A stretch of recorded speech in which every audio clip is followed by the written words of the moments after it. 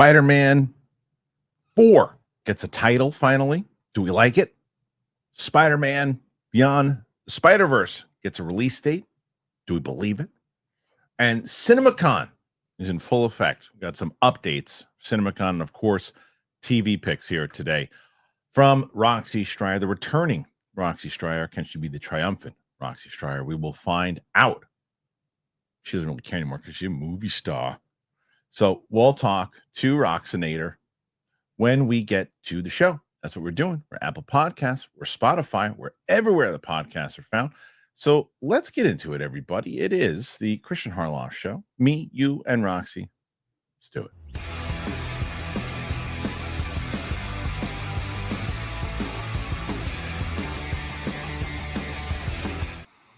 How the hell are you, everybody? Welcome back. It is Tuesday on this April 1st, April Fool's Day.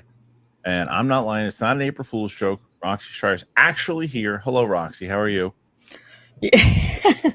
I'm fine. How are you, Kristian? Thanks for not giving up my space on this show, man. I thought I was going to come back to a full chair. Come on. Sam wasn't available. Yeah, I figured. No, she wouldn't even do it. She loves you too much. She loves you too much. She wouldn't do it. Like everybody. We missed you. So she's way more popular than I am, though. You might have to bring her in because holy crap. She's pretty popular. But yeah, we did that 5.5 hour stream. She actually popped into it. Who did a 5.5 hour stream? I did with I did a lot of it, and then one of the subscribers was like, "Hey, because you know that whole thing that happened with Marvel with the chairs and all that stuff, right?"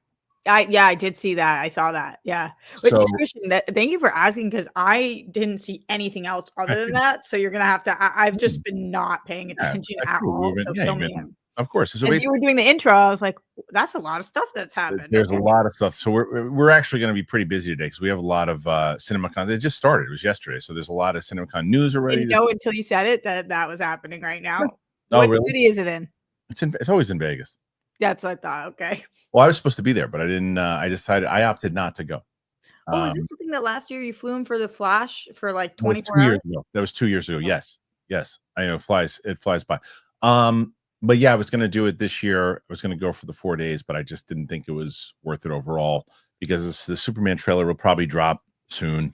There's a lot of things that were announced, but they're dropping the Superman trailer at Cinemacon. I think they're going to drop the Superman trailer before Cinemacon or before the panel at Cinemacon. That's my opinion. And I think that they're going to show some extra footage at Cinemacon. I think they're going to tell some more DC stuff. I think it'll be pretty big, I assume. Cool. But we'll see. And we'll be able to talk about that and more on once we get to it. Because tomorrow it's hilarious. Tomorrow I have a lot of things that I'm doing. So Roka's going to host the show and Snyder's going to be on. So it's essentially like a hot mic episode on this channel. That's tomorrow. Perfect. And I think he's at Vegas right now. Snyder? Yeah. So who knows what the hell's going to happen? Whether or not I still have a channel on Thursday, we'll find out. Let me ask you this. Just before we get into anything today, because I just need to know what's coming. I'm in a place where I have to know what's down the pipe. Are you going to do any April Fool's things or no? Today, I haven't really thought about it. Okay.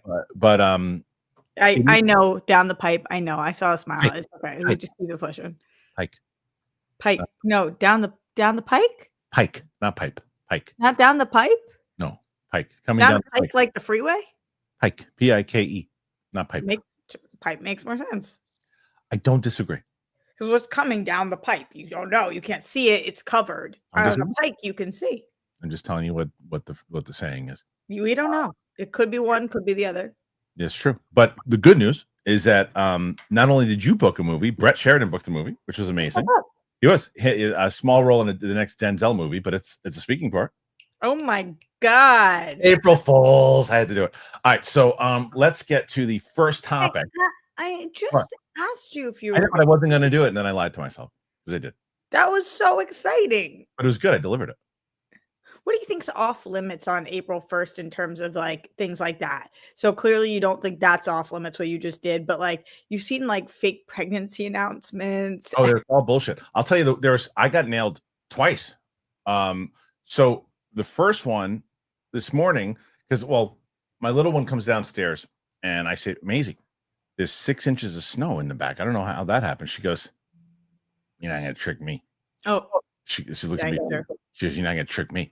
She goes, "I'm not getting April Fooled." I said, "Okay." So then we're getting ready and all this stuff, and she goes, "Dad, I have a dog, the pug, the dude." She goes, "Dude's outside, dude's outside." And that's because he runs outside when the door's open.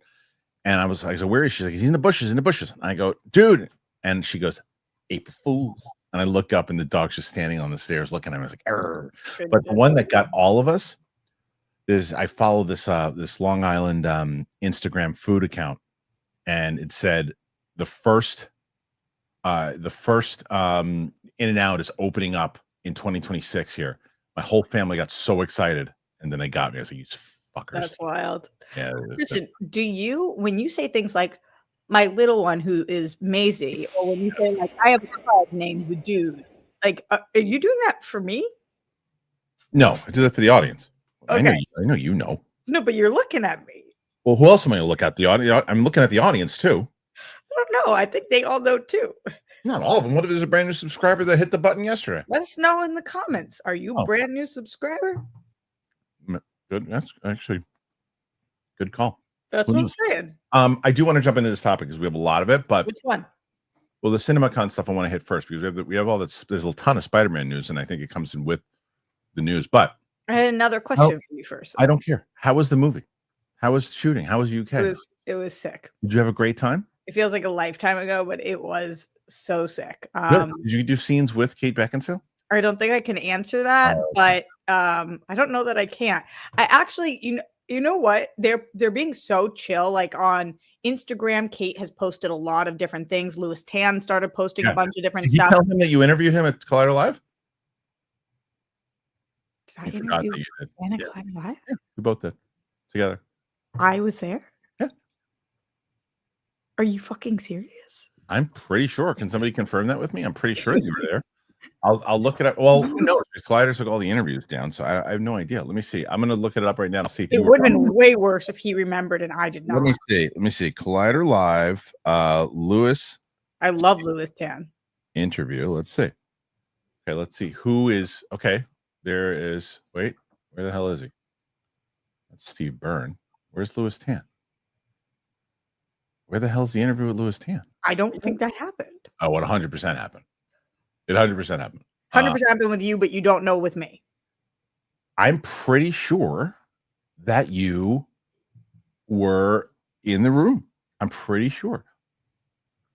Oh, there he is. Okay, let's see who it was.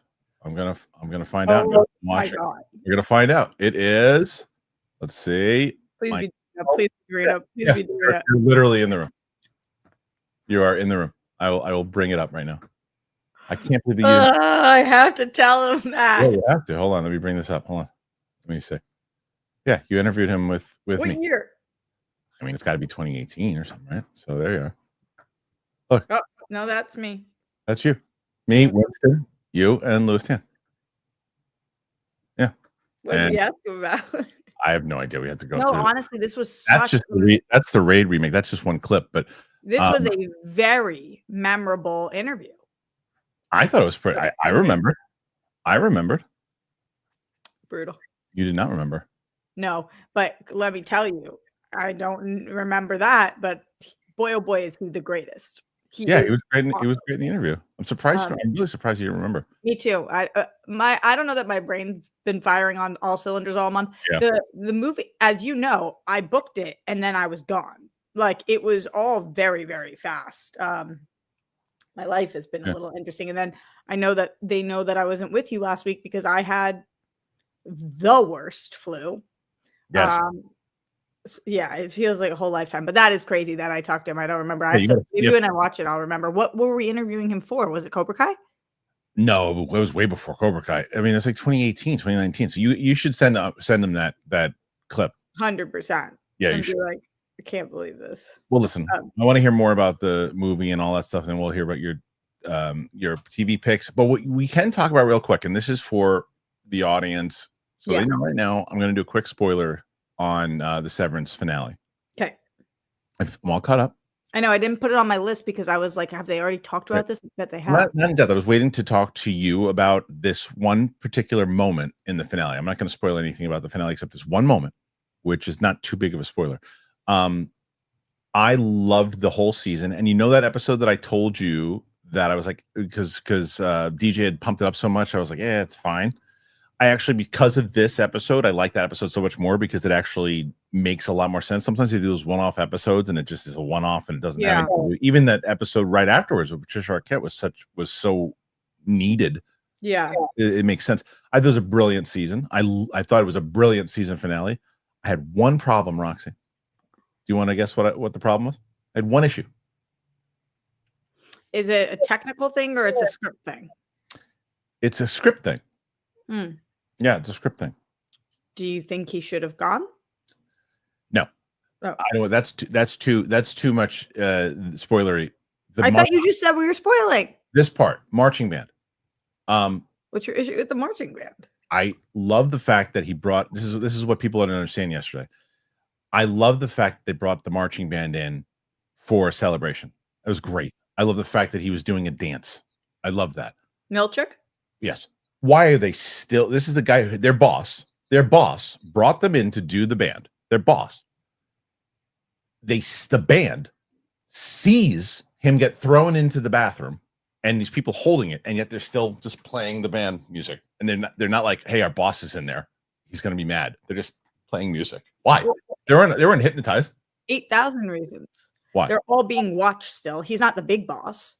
They have a job that they're supposed to be doing, and they don't want to get him out because they effing hate him. I'm not buying it. I don't buy that answer. I think eventually they turn on him because of the speech. Have you looked down the pipe? They're just going like this. They're just dancing. Like they don't even notice this. That's their job. They're severed. But they still notice things. The severed people notice things. Yeah, they see it, but this is their job. This is the purpose of what they're supposed to be doing. I guess. I was bothered by that. But it was so small. It was a great finale. And also, there's a lot of stuff we don't know, like how we see Gemma in every room, and she's made to be in those rooms. Are these people made to be in the band? Maybe. I don't know. I just wonder that do not stop playing under no circumstances. Maybe. I don't know. Maybe that should have been said. Anyway, we have stuff to talk about. Roxy. Let's get to Cinemacon. Okay. So we're going to do this, guys. Check this out. You want to see some happy stuff? I don't even know what that means. What? I don't know what happy stuff means. I guess this is happy. This is happy. Look at this. Oh yeah, Cinemacon recap, all in red. Good. Like that? It's all Luke, the producer. I had nothing to do with it. I'm so used to yellow for you that the red is kind of popping. That's Luke. It's all Luke. Okay, let's start with this. Is the R in recap for Roxy? Yes. Thank you. Let's get to the Cinemacon recap. We're going to start with Sony because that's who we started with at Cinemacon. And Sony teases Beatles. What? That was a cough. Evil Jumanji 3 and more. What did Sony do? I'm going to tell you what Sony did. Sony held its big CinemaCon presentation in Las Vegas with much of the talk swirling around the fourth Spider-Man title, Beyond the Spider-Verse, with a release date and the teased 28 years later trailer. However, some of their teases about their upcoming films were also revealed. Here's a breakdown of what else was shown or discussed. The Beatles. Sam Mendes' 4 biopics about the Beatles has officially announced its cast. Harris Dickinson is playing John Lennon. Paul Mescal is Paul McCartney.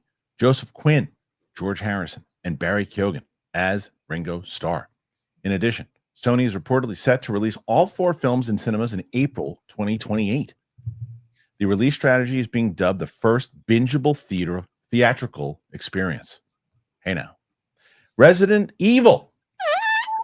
Filmmaker Zach Cregger was on hand to say his new Resident Evil film will follow the mold that many of the games follow, but the films have shielded away from in favor of ensembles.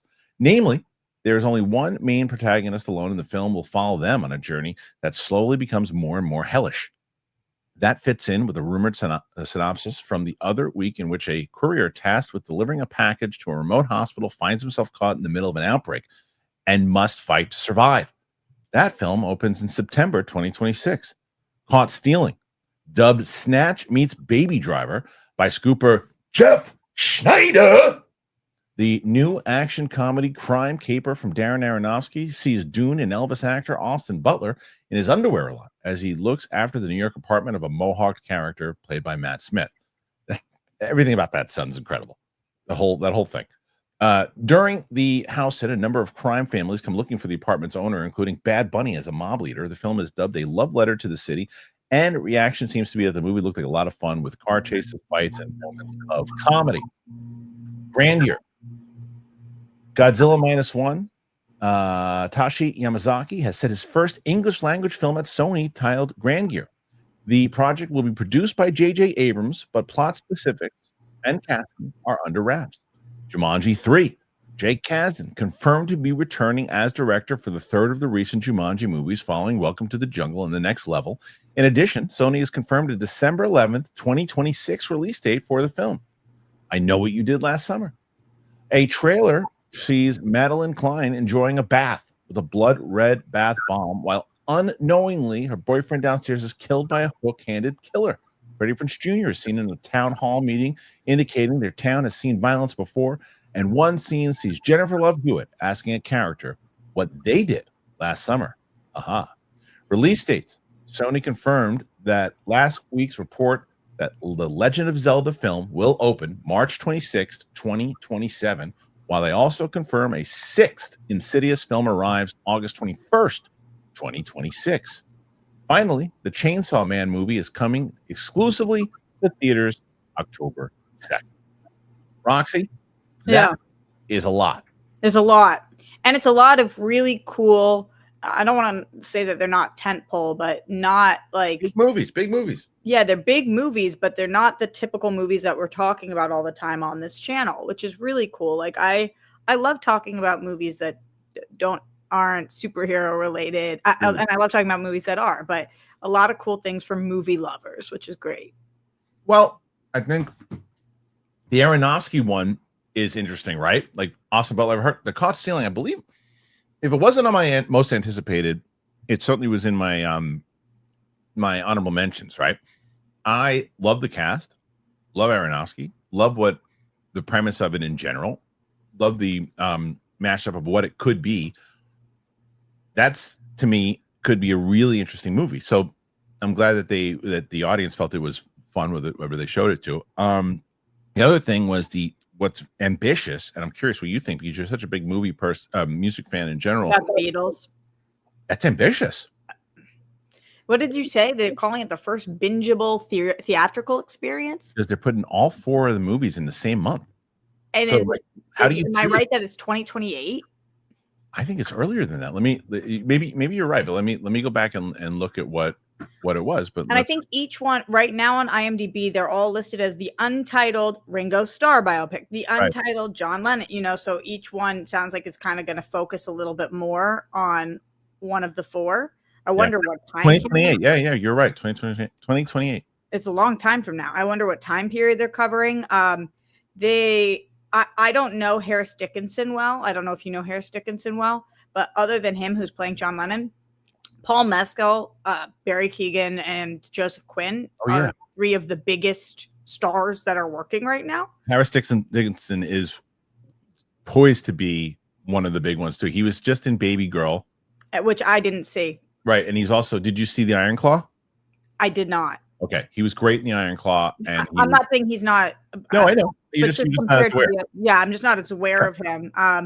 But it's really crazy casting that you got. These aren't coming till 2028, and you've locked down some of the biggest. What are like men in their early 30s that are working right now? This is like their prime time. What they're going to be doing then for 4 pictures for the next several years. Really interesting. Well, is it several years though? I don't think it is because it comes out. I mean, you're saying from when they shoot it because I think they're releasing them all in the same month. Several years for shooting them. They're shooting 4 movies.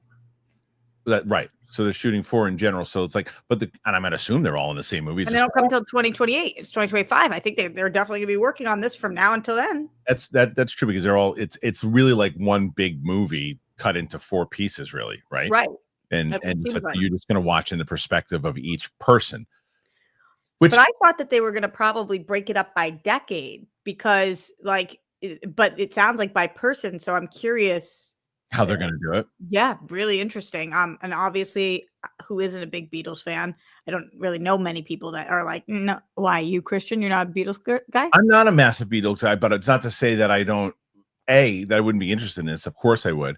B, I understand exactly why you would do this, and if there's any band that you could do this with, they're really like the top one that you would do. If you're like, if I said, okay, we're going to do this ambitious thing about a band and we want to follow all 4 members, but we're going to give each one of them a movie, everyone is going to vote for the Beatles. Yeah, of course.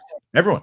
They're not my favorite band. I'm more of a Stones, Doors guy over the Beatles, but I know I'm so my dad too. So because of how I grew up, I didn't grow up listening to the Beatles constantly, but it's not like I'm sitting here saying I'm the biggest Beatles fan, but I'm a Beatles fan by default of being a human being on the planet who likes music. Yeah, right, of course. And they were revolutionary in what they did for music. I mean, how could you not make a movie about them? And yes, about the music, but also there's been a lot of crazy shit that's happened to the Beatles. Of course, yes.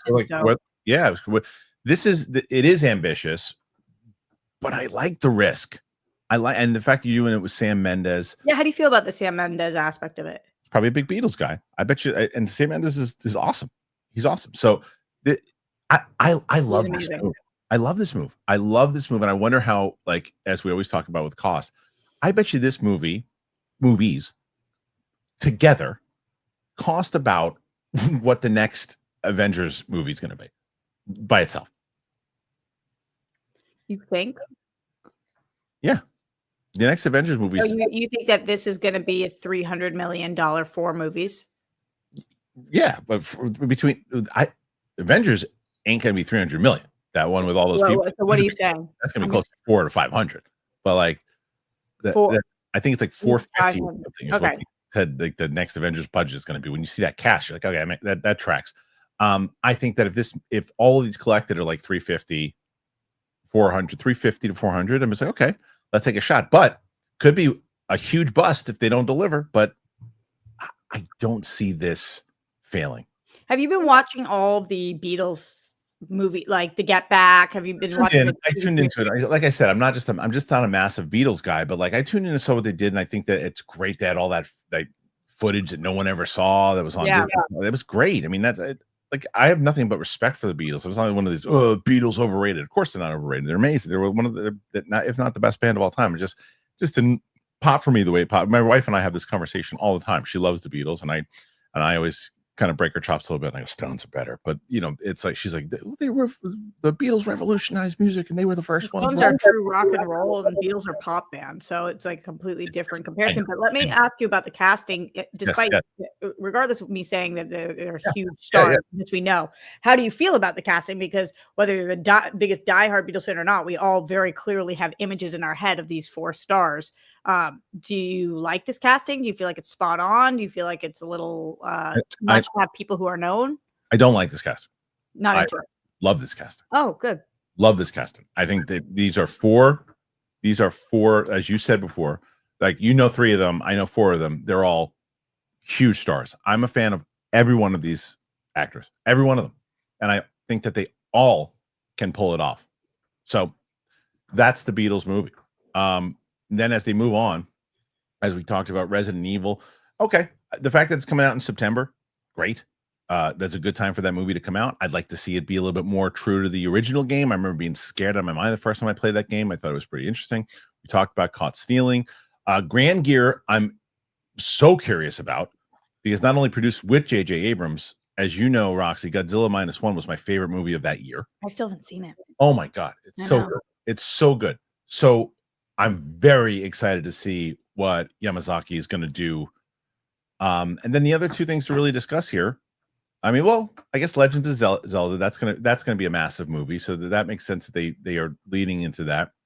And the 2 that they are going big IP, obviously, as you mentioned, but different movies. I know what you did last summer. I never saw the original of that either. Have you? I told Greg I gotta watch that first. I know. You know what's funny? What I didn't realize, Roxy, you know, because there's a new Final Destination coming out. Yeah. I just did a reaction with Tina on Final Destination 1. I have seen bits and pieces. I had never seen the full movie. And I did those for us too. You did? Okay. And then so Tina, when I didn't tell Tina because I figured she'd watch them, we turned, she's like, I've never seen this. So we are going to watch all the Final Destination. Oh, I just did them, Kristian. They're so great. They're so great. Yeah. So the only one that I've actually seen was the 5th one. And I saw it with Ellis. It was the last one apparently that they did in 2011. And I talked about this. It was the first and last time we both walked out of the ending going, yeah, we get it. Let's just go shoot the review. And we missed the big twist of what happens at the end. We said, we can't do that anymore. And that was us learning in 2011. Did you see all the Purge movies? I didn't see all of them. I don't think I've seen a lot of the Gorilla ones. Wow. See all of them? No, but most of them. Right? Most of them. I don't think we call him Purge Daddy. Oh, wasn't Ethan Hawke in the first one? Wasn't he? Wow, it's been a minute now since I saw the first Purge movie. You guys let us know in the chat. I think Ethan Hawke was in the first one, because if Ethan Hawke was in the first movie, that's the one I saw. If he not in it, then I saw the house, right? So I guess it might have been. Maybe. The audience, yes, the audience says he was. So that's the only one I've seen. I saw the one with Ethan Hawke. Yeah, I also saw it. Do I remember him being in it? Yes, very clearly. Okay, there you go. The dad, is that the one with the dad? It's a couple and they. Yeah, I believe so. The kid. Okay. Yep. So there was more Cinemacon stuff, though, Rox. Huge stuff, as we talked about. Literally the whole topic that we're going to be talking about here is the Spider-Man stuff, and we'll get to it in just a moment. I got to tell people that we have some sponsors that you need to know about. You're going to like it. I'm going to tell you about it. And we'll be right back after the break and talk about that Spider-Man stuff. With Robinhood Gold, you can now enjoy the VIP treatment, receiving a 3% IRA match on retirement contributions. The privileges of the very privileged are no longer exclusive. With Robinhood Gold, your annual IRA contributions are boosted by 3%, plus you also get 4% APY on your cash in non-retirement accounts. That's over 8 times the national savings average. The perks of the high net worth are now available for any net worth. The new gold standard is here with Robinhood Gold. To receive your 3% boost on annual IRA contributions, sign up at robinhood.com/gold.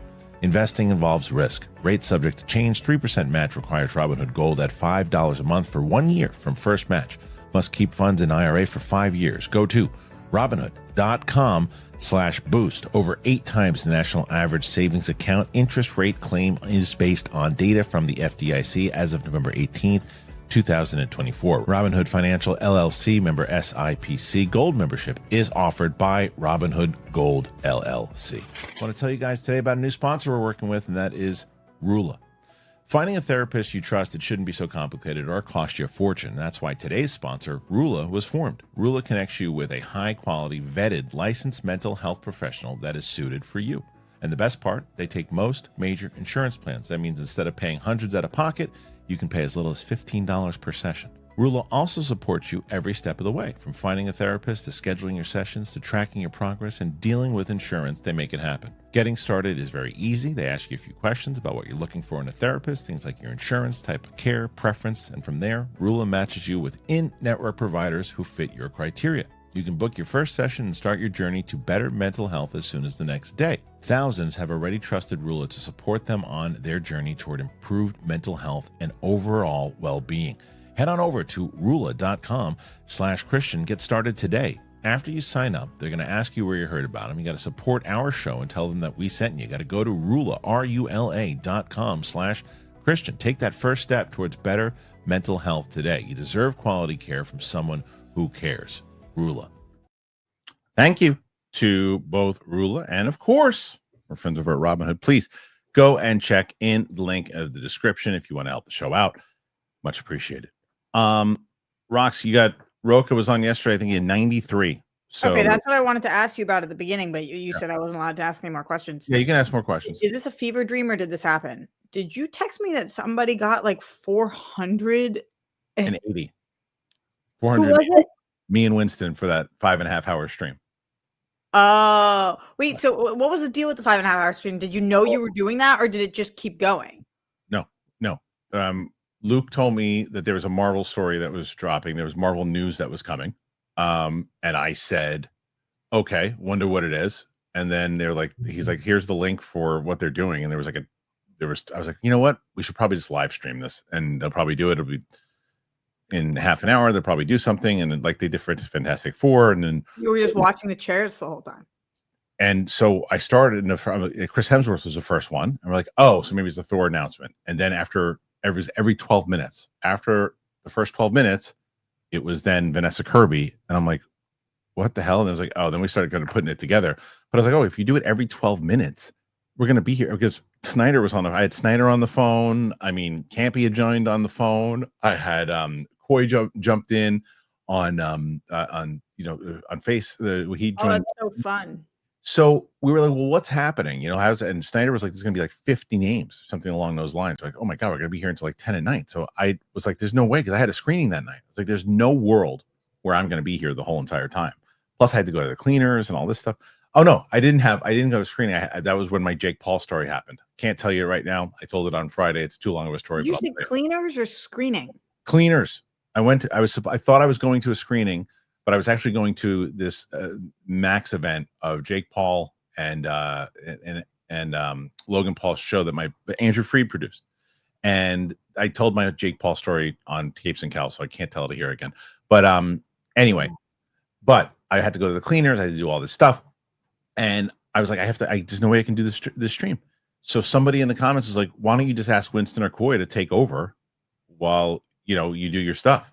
Because Sam was coming in to do reaction also. That was the other thing I had to do. So Winston was available, and Winston came in and held down the fort for like 2 hours by himself. And then when I got back from the cleaners, I jumped in and did as much as I could. And then they actually went to the last one when Downey comes out. And that was it. So we did 5.5 hours of. How did you do for the channel? Over 110,000 views. It's crazy. It was crazy. I had no idea. Apparently they're going to do another one. There was this morning in April Fool's. I think Ryan Reynolds did it, posting it was like Dune, the sandworm. And it's okay. It was, but the first few seemed real, so people were everyone thought it was real. That makes sense. All right. So the other stuff, and as we talked about, Spider-Man Beyond the Spider-Verse. Everyone was talking about this movie. What's happening with this movie? There's a question the other day. What are we going to get first? Is it going to be this, Batman, Blade? What happens? Well, Blade looks like it was canceled. We still don't know what's happening with the Batman, but we do have news. Spider-Man Beyond the Spider-Verse. There's a trailer description apparently revealed as filmmakers share new story details. Following the news that Spider-Man Beyond the Spider-Verse will arrive in theaters on June 4th, 2027. So that's 2 years from now. We have a few additional details from the filmmakers belonging to the long overdue Marvel threequel.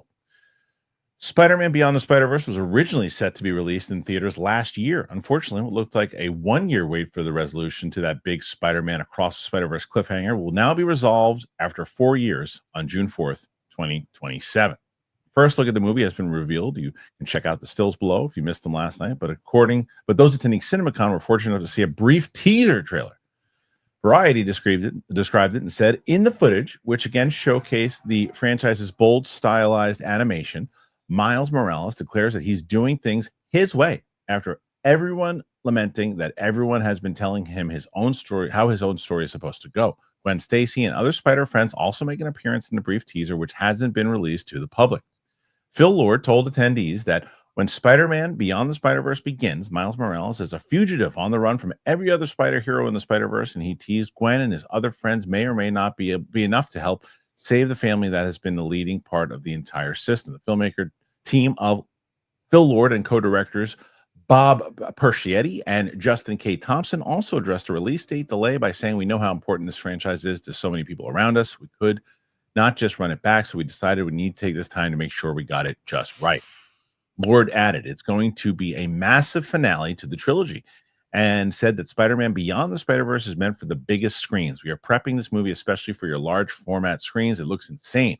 In January, Miles G. Morales voice actor Terrell Jerome was asked whether he's begun production of the threequel and replied, no, I wish. We haven't started up yet. A lot of things being figured out, but good things. There was once rumblings about a female-led spin-off revolving around characters like Spider-Woman and Spider-Gwen. Working on that has also likely stalled as Sony looks to prioritize getting Spider-Man Beyond the Spider-Verse into theaters. It's not a bad thing for Sony to take its time with the movie to ensure the trilogy ends on the best note possible. We've no doubt many of you will remember the issue Spider-Man Across the Spider-Verse reportedly faced behind the scenes. This is some of the imagery there, like a lot of the stuff that we'd seen before. It's so funny, Rox, because this is so fresh to me right now because like Sam and I just did the both Into and Across the Spider-Verse reaction. Oh, really? Yeah, and I had only seen Across the Spider-Verse once before. Yeah, I've only seen Across once also. Sam had never seen either one, and her reaction at the end of Across was like everyone else, like, wait, what? What? When's the next one? Can we watch the next one now? It's like, no, you got to wait for like another 3 years, like the rest of us. What screen are you watching on? What are we watching? We're on a pretty big TV. Pretty big TV. Yeah, I'm looking at you on a big TV right now. How big? I think it's like, what is this one? This one's 70. Oh, big. Yeah. So, yeah. So was she more into the first one than the second one, or more into the first one? She liked. And upon rewatch, are you definitely more into the first one than the second one? Yeah, I always felt that way when I saw it. There's a lot of the second one that I like a lot. There's a lot of really good moments in the second one. It gets a little convoluted with all the multi Spider-Man at some points, and then obviously it's the crux of what the whole story is, so it's important. But there's really some big emotional moments at work. The ending is fantastic, and the ending locked her back into it too. So because she felt the same way, she was just kind of like there was times she loved the first one. I mean, she loved the first one. Yeah, I mean, it's one of the greatest ever. Yeah. It's a lot. The first one I feel like is a lot of people's favorite Spider-Man movie ever. It's up there. It's not my favorite Spider-Man movie ever, but I know people who just that's what they live and die by, and it is great. Kristian, can I ask you, what's the number we're trying to beat today? 93. Are we at 16? Yes. I've been gone for a month. Yeah. I don't Do know. you think they did or didn't miss me? Well, I don't think Crystal's here. That's part one. Because she didn't know I was here? Maybe. I don't know. But nonetheless, it's okay. Look, Roku only had like 30-something going into the question round yesterday, so we'll see. Very interesting. Yeah, well, hey, listen, go back to your point. What were you saying? I wasn't saying anything. Oh, okay. But I just was saying people like the first movie as their favorite. Like, that's how much people love that movie. But you know what's good, though, about this story is they finally gave us a date. And they said the date is 2027 or whatever the hell it is. Here it is. Here's a little teaser trailer. It's coming, as opposed to, like I said the other day, someone asked what's going to happen on the with Batman, Blade, or this. It can't be lumped into that anymore because now there's a definitive plan. There's a trailer. There's everything else too. You can't put this in there anymore. Now we know when we're getting this. So does this make you feel more at ease about this movie? Yes, because there was a teaser.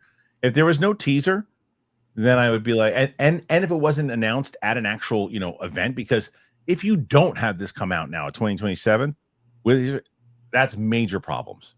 And that's egg on the face. You think they knew that they had to show footage because of the tumultuous? Yeah.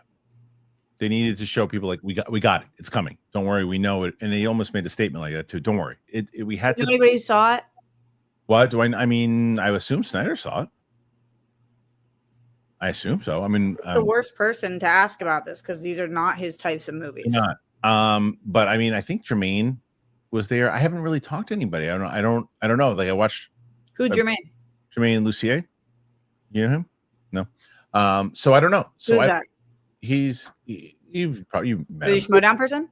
No, I could never get him in the Schmodown. He was never wanted to do it, but I think he would have been decent. But either way, can't be on Koya there. Thank you. Koya's the perfect person for us to ask about if he saw it.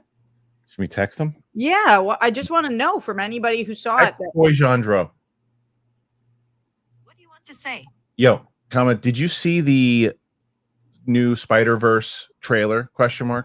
We are live right now, so I just wanted to see your thoughts if you did, period. If you can't talk, that's fine. Anything you can put in text of what you thought about it. We'll see if he writes back. Might be busy. Might be some stuff going on. So I don't know. More Spider-Man news though. Sony wasn't done there, Rox. And again, he's talking about another movie that they're like, hey, people want this movie. Spider-Man 4, there's a new title now. and they started shooting. They're going to start shooting this summer, which is right around the corner, and promises a brand new day for Peter Parker. New day, as that's from WWE, Roxy. Yeah, I got it. Okay. As Sony Pictures wraps up their Cinemacon presentation, they've revealed the official title for Tom Holland's next big screen adventure as your friendly neighborhood wall crawler and its start date. To wrap up their Cinemacon presentation, Sony Pictures brought out director Destin Daniel Cretton to share a small but important update about his next major motion picture, which, of course, is Spider-Man 4. Cretton aided by a video message from Tom Holland that announced the official title for the next installment was Spider-Man Brand New Day. No plot details were revealed, but the director did share that the team is very deep into production and are scheduled to start filming this summer. Cretton tells the CinemaCon audience, every day right now, I'm exploring the next stage of this amazing character with a team of incredible artists of the world, how to swing, how to create an emotional story, and a ride we haven't seen before. Brand New Day, of course, references the 2008 comic storyline that saw Peter Parker's life reset, his secret identity restored, and his marriage to Mary Jane erased from history. Outside of the marriage, this is pretty much exactly where Holland's Parker finds himself after the events of No Way Home, so the title is fitting, but we'll have to wait and see where it goes from here. In addition to Holland, the currently confirmed cast is Zendaya and Sadie Sink. Cretton will be in the director's chair with a screenplay from No Way Home scribes Eric Summers and Chris McKenna. Kevin Feige is producing alongside Sony Pictures. So let's see this. Is this open up? Yep. Spider-Man New Day explained where the Spider-Man 4 title comes from, what it means for the MCU. We just kind of said that, but for longtime comic book fans, that's subtle. That subtitle has a lot of meaning and takes us back to 2008 for a 2-year period of storytelling that completely changed Parker's world in the wake of the hugely controversial One More Day. It was a brand new day for Spider-Man, and his life hasn't been the same since. In this feature, bringing up to speed with everything you know, okay, this is how it started. If you want to do a full breakdown, you can go on Comic Book Movie, but they're just kind of breaking down the entire title and kind of what it means. I mean, I guess we can kind of cover that on Capes and Cows on Friday. But you like this title, Rox? Yeah, I think it's really cute. Yeah, what do you think it's going? What do you think is going to happen to Spidey in this one? It's a brand new day, so none of us know what's going to happen to Spidey in this one. Is there going to be new love interests, or are we going to get back what we had before? I think that the possibilities are open and endless, which is why it's really cool and exciting for fans going into this fourth one. And I'm expecting us to hit new beats. And there's also a lot of new people on our bingo cards. Right. So it'll be fun to see who. I doubt we're not going to get some cool cameo or some fun thing, which I always love. I think so too. And well, the other thing too, and we've been talking about endlessly on the show, is that this will be the first movie after Doomsday hits. So I think New Day also plays into that. Yes, a New Day plays into what the events and what happened to him in No Way Home. But it's got to continue on. If Doom comes in and does all this damage to the universe that we already know, it's got to have an effect on Spider-Man as well. So yeah, of course. Yeah. As love shipper ships, the things that I always really connect to, of course, are the romance angles. Mm-hmm. What do you think is going to happen here with Spidey's love life? Well, I'm very curious to what Sadie Sink's role is going to be. I'm convinced she is not going to play Mary Jane, despite reports. Do you have a theory?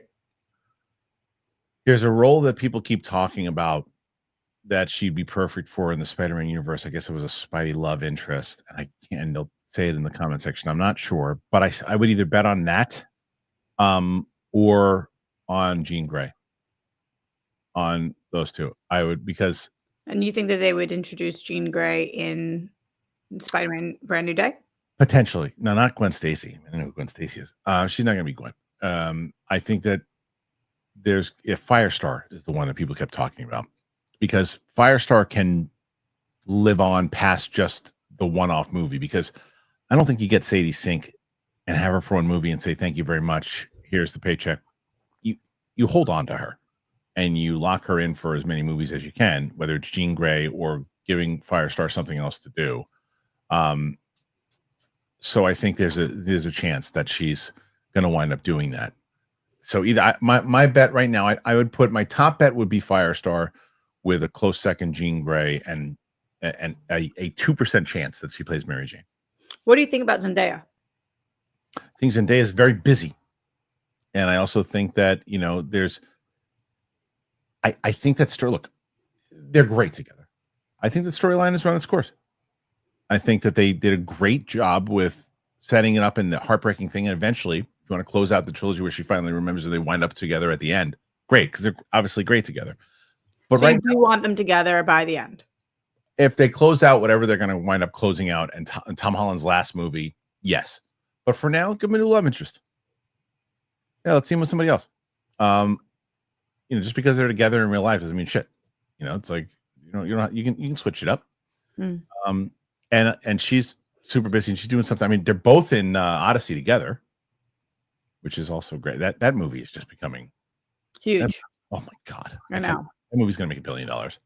You think? Yeah, I do. That's a real number, you think? Yeah, I really do. If Oppenheimer did that, I mean, what did Oppenheimer do? Close to 900, if not a little higher than that. But did it hit $1 billion? I don't know. But I know for a fact it hit 9. Now, whether or not it hit $1 billion, I don't know. People can tell us in the comment section. But I think that, I think the Odyssey is gonna make it. It made 930. Someone said 930. Or they were just saying the time where they are right now. Right, 930 in that time period. All right. So let's see if there's anything else here that is a big topic before we get into TV. No, we do this. Oh, I don't know. There's some Sydney Sweeney news and everything too. What is it? Oh, it's personal news. No, there's a new movie. I guess Snyder. Her wedding is being called off right now, Kristian. It is intense. Who's her wedding with? What? I don't pay attention to this. I don't even know who she's dating or not. Man, you don't know. Who? What? He's a man you don't know. He's a producer.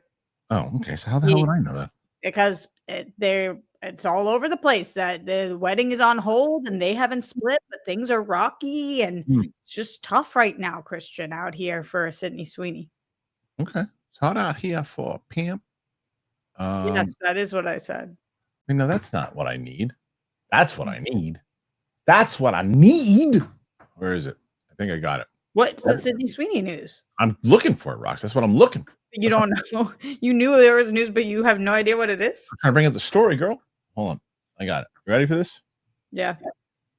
Sydney Sweeney is in talks for Gundam style. Oh, no. Gundam. So that's Gangnam. Yeah, no. Sydney Sweeney is in negotiations to star in the live action adaptation of the iconic Japanese anime and toy franchise Gundam movie, currently in the works at Legendary and Bandai Namco Filmwell. Details as to Sweeney's role are under wraps. The project was first announced in 2018 with director Jordan Vaught Roberts, Jim Mickle, and We Are What We Are, and Sweet Tooth took over for director last year. Let's see. Those living in colonies seek their autonomy and launch a war of independence with battles fought by piloting robots known as mobile suits, a major anime milestone. The franchise spans 83 animated series and movies, while its toys generate over 600 million annually. Okay, so Sweeney is in high demand right now. Was recently working on Apple TV series Echo Valley, Housemaid, and yada yada yada. Okay. I bet Gundam fans are stoked right now. Unfortunately, I don't know much about this property. Same. But I bet the fans are like living for this because it sounds cool. We just had this whole conversation yesterday. So you watched Euphoria. You have an idea of her acting chops. You watched that movie with her and Glenn Powell.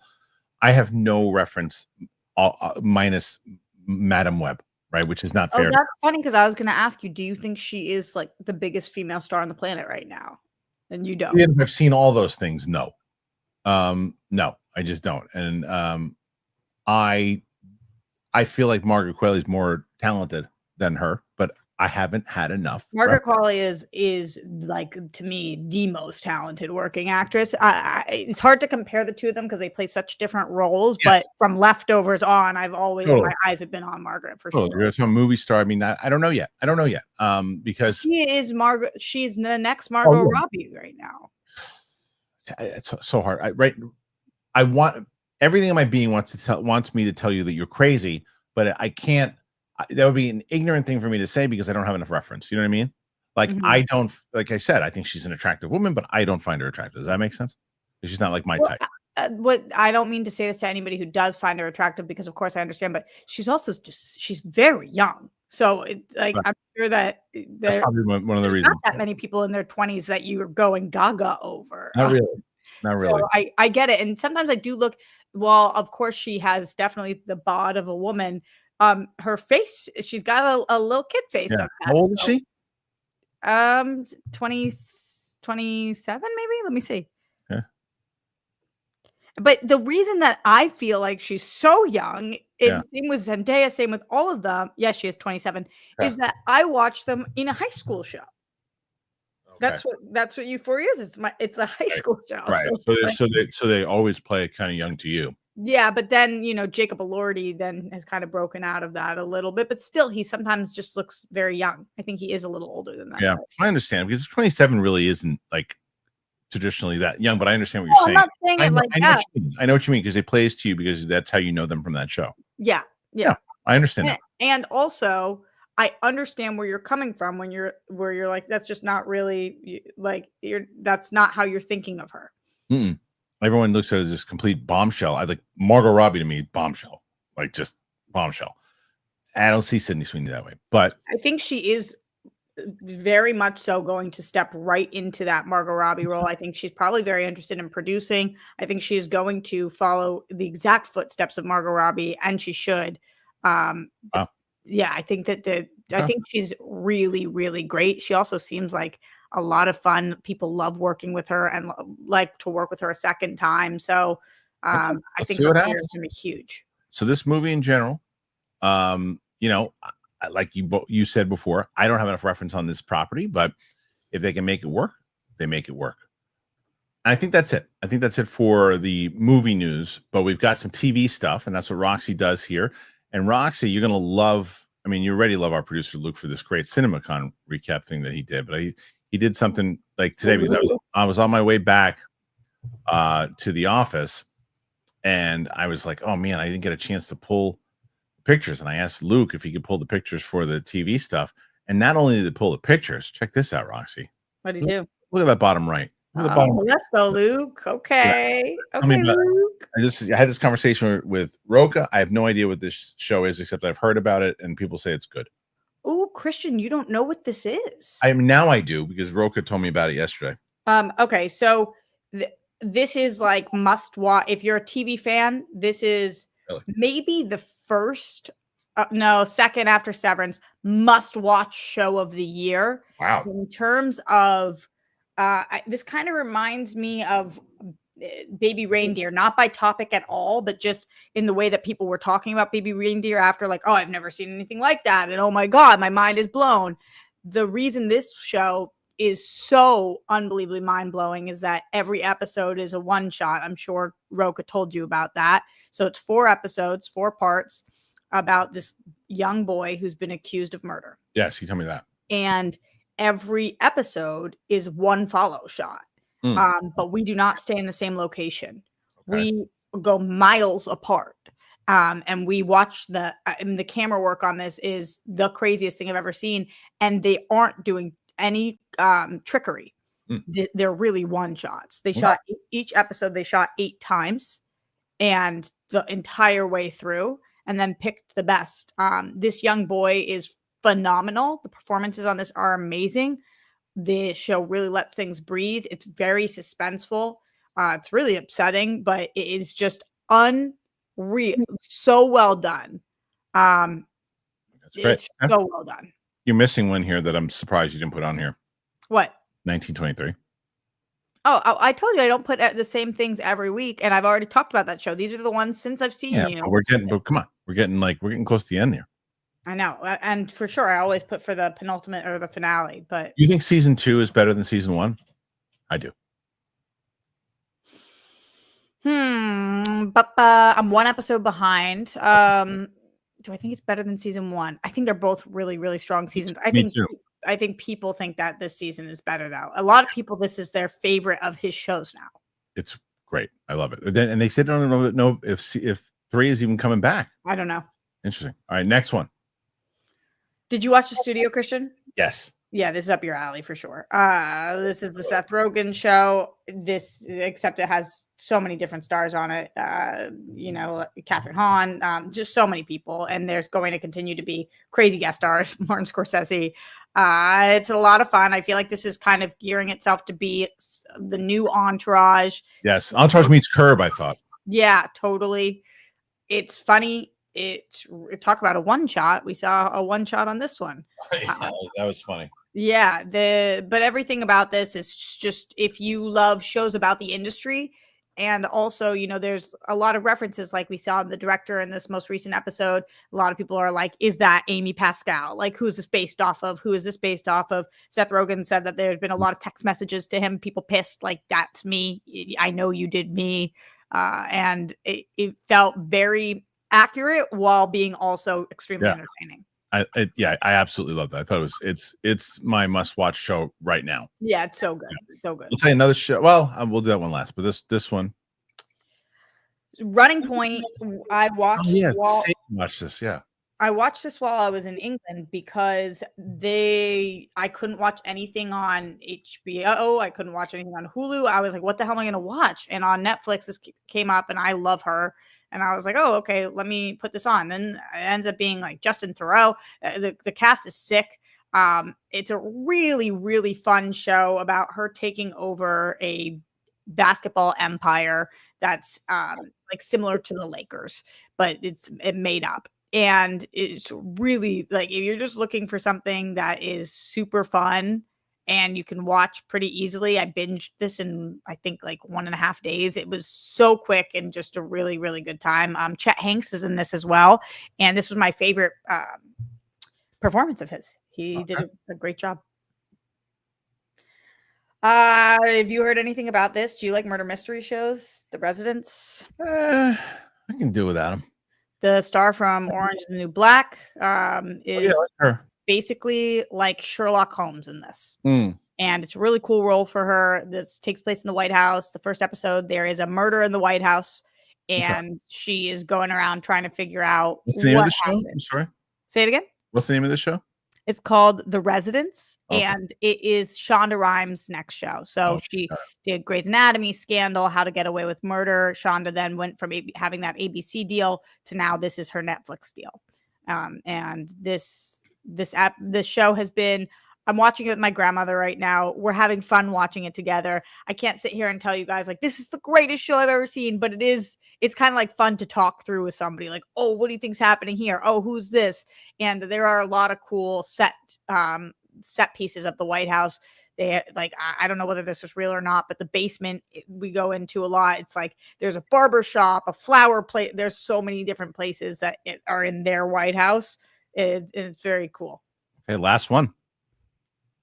I put Daredevil on the list because I haven't talked to you guys about Daredevil since the first episode, I don't think. And I'm really liking the show. I think that it's doing its job. I haven't heard many people talking about this that much. Maybe that's because I was out of the country. But are people loving this like I am, or is it kind of mid for people? I love it, but a lot of people have been saying that it's that they are bored with it or whatever. I love it, and especially I feel like the buzz would have been more at this point. Yeah, and I can tell you that. So when we get off the air, I'm going to put my immediate reaction up for episode 7, and then I film my full reaction, which will be up once it drops. I really dig where the show is going so far, and cool. I think it's great. Yeah, I like this show a lot too. I think they're doing a great job with it, and it's exciting to be really into a superhero TV show right now. It's been a minute, so yeah. Okay, well, that's Roxy's picks. So make sure if you are not checking out Roxy's picks and TV, you should, because when she's on the show, which normally is every Tuesday, she does the TV picks. So make sure you check those out. And thank you. Now, Roxy, I was going to go right to the questions, but again, producer Luke texted me and said, you got to talk about that Tom Hardy story. It's related to what Tom Hardy story? There's a Tom Hardy Venom story related. By the way, did you watch Mobland yet? No, I hear such good things. Great. I hear such good things. I think I'm going to try to watch it tonight when I get home. Okay. Yeah. Kristian, I am watching so much. I try to do 10 shows a month to hit my 120 a year. I'm at 34 shows so far. So I'm over my thing. I'm watching so much stuff right now. You gotta watch Mobland. You gotta do Mobland. I know, I'm going to because everybody wants yeah. Okay, here's the story. So because Luke asked, and Luke does so much for the channel. So Hardy and Venom, Venom and Spidey. Sorry, this is Tom Hardy says that the Venom and Spidey crossover came very close. He says that here you go. The Sony Marvel universe appears to be over now following. Well, if you watched last week's show with me and I think it was Winston, I would probably told you that it was surprising. Hold on a second. What's going on? All right, the Sony Marvel. What did you just trail off? Winston and I told you probably, and then you started. Yeah, like the stupid ad started playing on the site. I brought up some old Sony story from 2023.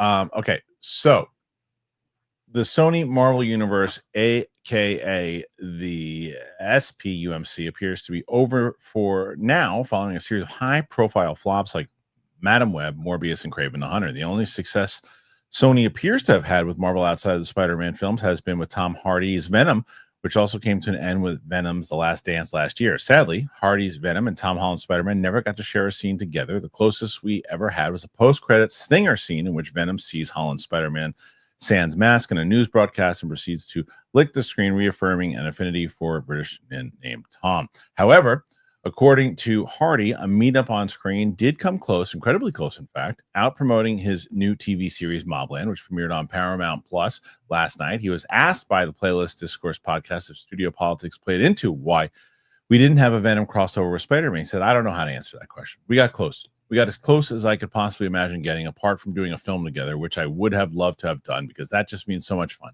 And for all the reasons that you explained ultimately in there. Hardy also spoke about why he wanted to see a team-up film and says such a project would have thrilled younger audiences. He said, fundamentally for me, it would have been for the kids.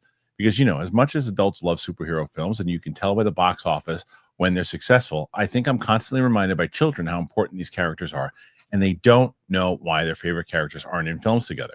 Hardy also says that though they were given a set of boundaries, he and the team behind the films were really privileged to be able to play with a much beloved IP like Venom in a way that we were allowed to play. All 3 Venom films are now available on streaming. Mobland, executive produced by Guy Ritchie, will air weekly with 10 episodes wrapped on June 1st. The reviews have been mixed. I've seen the opposite. I've seen people loving this show. Have you seen mixed reviews on this show? Mm-mm. I've seen people loving this show, right? Yeah, I don't know. I don't know what the hell they're talking about. Yeah. So I love these comments from Tom Hardy in so many different ways.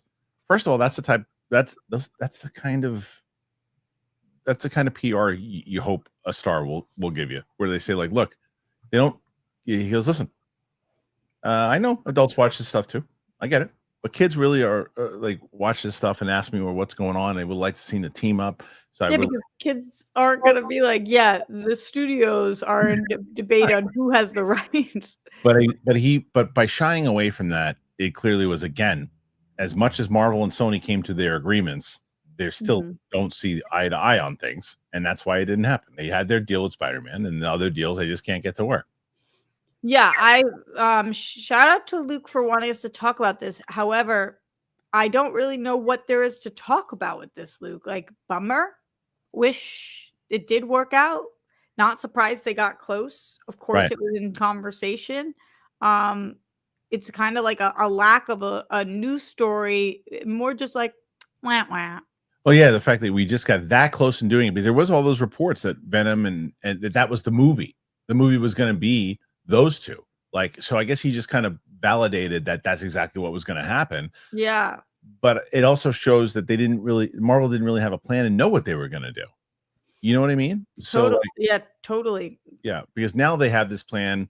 And then there was yesterday, the story that we covered, Roxy, was that the Kang script was leaked and how different it was. And now where they are today and to where they were when that script came out, I am very curious in how Doomsday is so important. Doomsday is I think Doomsday is as important to Marvel as Superman is for DC. Because do you think Fantastic Four is as important? No, because I was just going to say it's important. It's important. But if Fantastic Four fails miserably, which I don't believe it will. Like same thing, Thunderbolts. I think Thunderbolts is going to be good, but I don't know how well it's going to do. It's tracking opening weekend. I think it's like 70 or something like that, 60 or 70 for opening weekend. But if Thunderbolts bombs, people will still go and see Fantastic Four, right? Mm-hmm. If Fantastic Four bombs, people will still be curious about an Avengers movie. Like they'll still be curious about it. If the Avengers movie bombs and it's terrible, it's like your number one person who's now tapping on just doesn't have the goods anymore, and there's nothing else to do. And it's over, and you just have to focus on the X-Men and hope people still care. But if they can deliver on Fantastic Four, if they deliver, all they need to do is deliver a quality movie with Thunderbolts, even if the box office is disappointing, because it might be. If it's a good movie and the people who see it like it, and then Fantastic Four does well monetarily, and people dig it, and then Doomsday hits, Marvel's going to throw the crutches down. What's that expression mean? It just means they're kind of limping right now. They drop their crutches because they're full. They're healed. They're healed. I never heard that before. I like that. I made that shit up. You like that? Yeah. Oh yeah, girl. Way to go. Thanks. I'm gonna throw the crutches down. Throw the crutches down. You don't need them anymore. Throw them down. So there you go. Stretch it up. All right, Roxy. We're gonna start now. You got to beat Roka. Roka had 90. I'm gonna double check. I'm pretty sure it was 93. Let me confirm. It's a big number. Luke will tell me too. It was a good show yesterday. I hope Luke's not upset with me, Luke. I don't mean that it's not a story that I understand why you wanted us to talk about it, but you said you hate Luke. No. Okay. Oh, so I was wrong. He's at 96. 96. So you need about, again, 66 to tie, 67 to win. So let's see. We got a whole bunch. Oh, you thought it was 90 something. 96. Oh, I said 93. I said 93. So instead of 93, it was 96. Okay, here's the first one. Jim 1. Do you think the public are willing to pay to see 4 Beatles movies in 1 month? Do you have the same appeal? Do they have the same appeal as larger than life stars like Elvis, MJ, and Queen? Do the Beatles? Yeah, of course they do. Not only do they, but Elvis, I understand where you're coming from with that question. MJ, I understand where you're coming with that question. You're asking if Beatles have as much larger than life star power as Queen?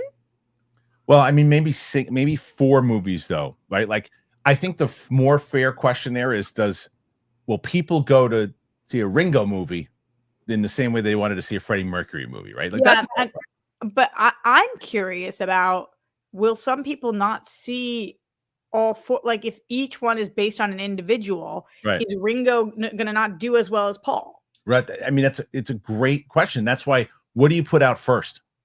You know, do you put the lower guys out first? Do you put Ringo and George Harrison out first? And in all fairness, I don't actually know that that's how they're breaking up. I don't know. I don't either. How they're called on IMDb right now is the untitled Ringo, the untitled Paul. I think because they said bingeable, I think you put them all in the theater in the same weekend, and then you can choose which ones you want to see. And if you like I don't know how they're got to be in order you're supposed to see them in, though, right? I think you're right, but I don't know. Mike Joyce, there's been some pretty cool images generated with Chat GPT latest update. Ever thought about making more stylized thumbnails? I Muppetize everyone. Nah, I mean, I like our thumbnails. I like what we've been doing with thumbnails. I don't think we need to start going AI with them yet. I mean, I like what we're doing so far. I've never used AI Chat GPT for anything ever. And everybody's saying like the smartest people right now are making sure that they know how to do AI. And I'm sure that's true, but it feels weird in my soul. I get it. Well, there's certain ways you can use. There's certain things I use it for, but like I get it. You know, my most successful, most talented friends are using it. I haven't yet. That's fair. Lucas, nice to see the lovely Roxy back. It's great to have the lovely Roxy. Yeah, Luke. Thanks. Go, pal. Welcome back, Roxy. Woohoo. There you go. We had Roxy back. We had Brett back. We almost had Chris Carr back, but there's a flubble-a-roosk. What happened? She thought I was talking West Coast time last week, and she was already on the air on Campia Show when we were supposed to go live. Oh, Sean McCabe, hey Kristian, what's up, Roxy? I'm digging the Spider-Man title. I like the Spider-Man title. I dig it. I like it too, and I think it makes sense for everything that they're going to do. So, Kristian Unpronounceable. when I saw the Spider-Man 4 announcement this morning, I assumed it was a hoax. I guess that's fair. Any news, that's the one thing that they probably said when they did CinemaCon. A lot of the news we post out, people aren't going to believe.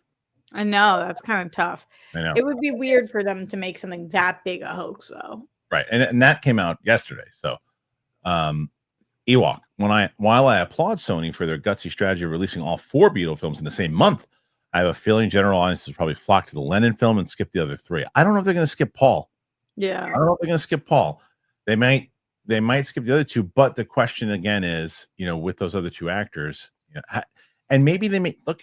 I hate to say this, but maybe those 2, maybe the Harrison and Ringo movies were the lower budget ones, or maybe they shot them all together. Or maybe because they're the less known about. I mean, not that they're not known about, but just like maybe if it's a better movie, I don't think we can possibly predict even what's going to happen. So interesting. It really is interesting. It's an interesting experiment. Gopal says, I like most of the stuff I watch, but I was noticing while watching Mobland how much more enthralled I was than other shows. Great show. Yeah, that's what I'm so curious what they were talking about. I know I've only heard good things too. I don't know what that was about, but it's so weird what version of the internet you're on. Like all the time, I'm like, is this mixed reviews? Is this good or bad? It just depends on what version of the internet you're on. Sam texted me. She asked me if I was live with you, and I said I wish. She goes, tell her that I love her, and she looks fabulous as always. That's what Sam said.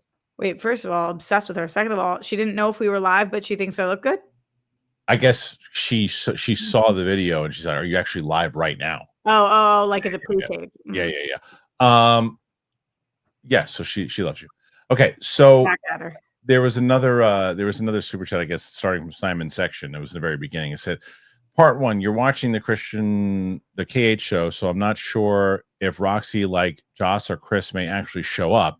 If not, so happy for Roxy. Did she try any of the British cuisine, such as the spotty dicks, which is steamed pudding, or black pudding, blood sausage?"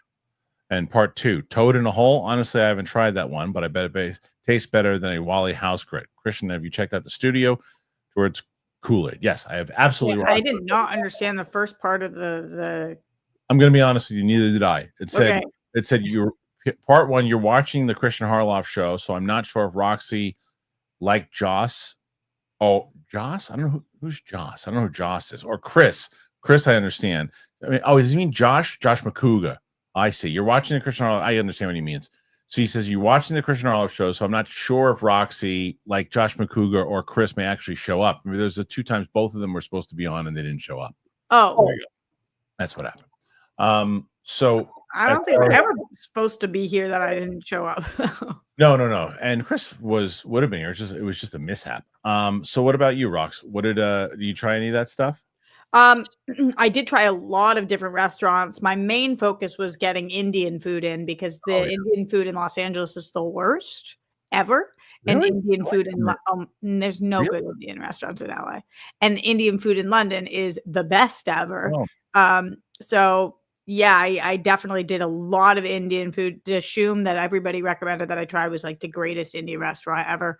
But no, I didn't. And I really wanted to try, what the fuck was it called? An English sausage, something. I don't know. It's like a ball. I didn't say it. I didn't say it. I was going to say what his name was, but I didn't. I wasn't able to. But I did try a lot of great food, and I will put out some kind of like a blog about the places I think you should go because I had the greatest food. Sounds good. Do you remember when we went to Scotch egg? Yeah, that's what that shit was. People kept telling me to try a Scotch egg. Yes, and I didn't get to try that, which I'm bummed about. Do you remember that delicious steakhouse we went to in Atlanta? Yes. Bones. Yes. Oh my god, so good. So good. Al Rencha. In Infinity War, Tony took off nanotech chest piece and told Chris, next time you see him, put this on. Any chance Evans puts that on to fight Dr. Doom? Probably not. I think Chris Evans' big moments in the MCU are Dunsky. They're going to try to. I think really Tom Hardy's going to be the one. Not Tom Hardy. Tom Holland is going to be the one who is going to take front and center in Secret Wars. What do you think, Roxy? Anything opinion on that or not really? The question is any chance? I guess there's a chance. I don't think it's a likely chance. Yeah. Gopal, have you seen Living in the Material World? Scorsese's George Harrison biopic. I was a huge fan. No, I have not. No, I didn't know that existed. Me neither. Scorsese made it's not fair because when you think of Scorsese, he's a very versatile filmmaker. The stuff that he's made so much. But you think gangster movies because he's been so successful in them. But he's made some really big. I mean, you know, what movie was awesome. Silence. I didn't see it. Oh, it was awesome. Do you want to see his Kool-Aid movie? I would watch anything Scorsese does. So the answer, I was like, make it. Yeah, anything he does. Like, remember watching Entourage and being like, yeah, I want to see that Aquaman. Yeah, I want to see that. Like, let's see it all. Gopal. Also, there was a movie called Stoned about Brian Jones that I was a huge fan of back when, though I haven't seen it in a long time. No, I've never seen that one either. Gopal is like, we gotta hire Gopal. Yeah, Gopal's the shit. Yeah. Bobby Jackson, with all the giant John Wick news this morning, do you think it's too much or you like to bring it on? What's the John Wick news? It's a fantastic question. I didn't see any John Wick news. Let me see. Let me go back to Dark Horizons and see if there's anything there. Fair question, Bobby. John Wick news. I don't see any John Wick news. Let's see. I'll find. Let me guess what it is. I feel like there's probably, I don't know, Ballerina 2. There is no. There is a story here, and Lionsgate is loading up on John Wick franchise. Sets a 5th movie with Keanu Reeves. Chad Stahelski is returning. John Wick isn't dead. He's so not dead that Lionsgate is literally exploiting the franchise at full tilt with an animated version. A Donnie Yen directed Kane character spinoff, and yes, John Wick Chapter 5 with Keanu Reeves returning to star. Franchise filmmaker Chad Stahelski back to direct and produce, and Thunder Road producers Basil Wanek and Erica Lee returning to produce. All of this went down at Lionsgate's beefy Cinemacon presentation this morning. The most recent film in the franchise is John Wick Chapter 4, took in over $440 million at the box office. The franchise as a whole has earned over $1 billion at the global box office. And then you got Ballerina and all this. I think they should have waited to see how Ballerina did, but no, I don't. Right now, look, this has always been a what have you done for me lately business. This is what it is. Lately, every movie, whether you like them or not, over the top or not, have made a lot of money, and people are enjoying it. I like the 4th one. I think the 4th one is the most video game version. 1 is the best. 1 is the best. And I like that tone. They're not going to go back to that because there's no going back at this point. It's the same way that Cobra Kai couldn't go back to being grounded. They had to go kind of really over the top. But I'm a bring it on. If you have Keanu Reeves locked into it and he can do it as long as he can do it, like Tom Cruise in Mission Impossible, bring it on. Yeah, I kind of am with you on that. The animated stuff doesn't interest me, but that's just me personally. Yeah. I saw in the chat, Mal said something about Hunger Games. Was there a Hunger Games announcement? I know, maybe the trailer. Maybe a new trailer because there's a new movie coming out soon. We'll check it out. Edward Collins II. You and Tina should react to the monkeys, since it's similar to Final Destination with this Rube Goldberg style deaths. The only reason we're doing Final Destination is because there's a new one coming out soon. So I wanted to be all caught up on. Yeah, it makes sense. Yeah, so that's why we're doing that. So I'm not sure if we're gonna do any more past like the monkey or anything too. I didn't really hear anything about it. I liked Longlegs though. Although that would kind of tie it back, as Tina and I watched Longlegs. She's like my horror watching buddy.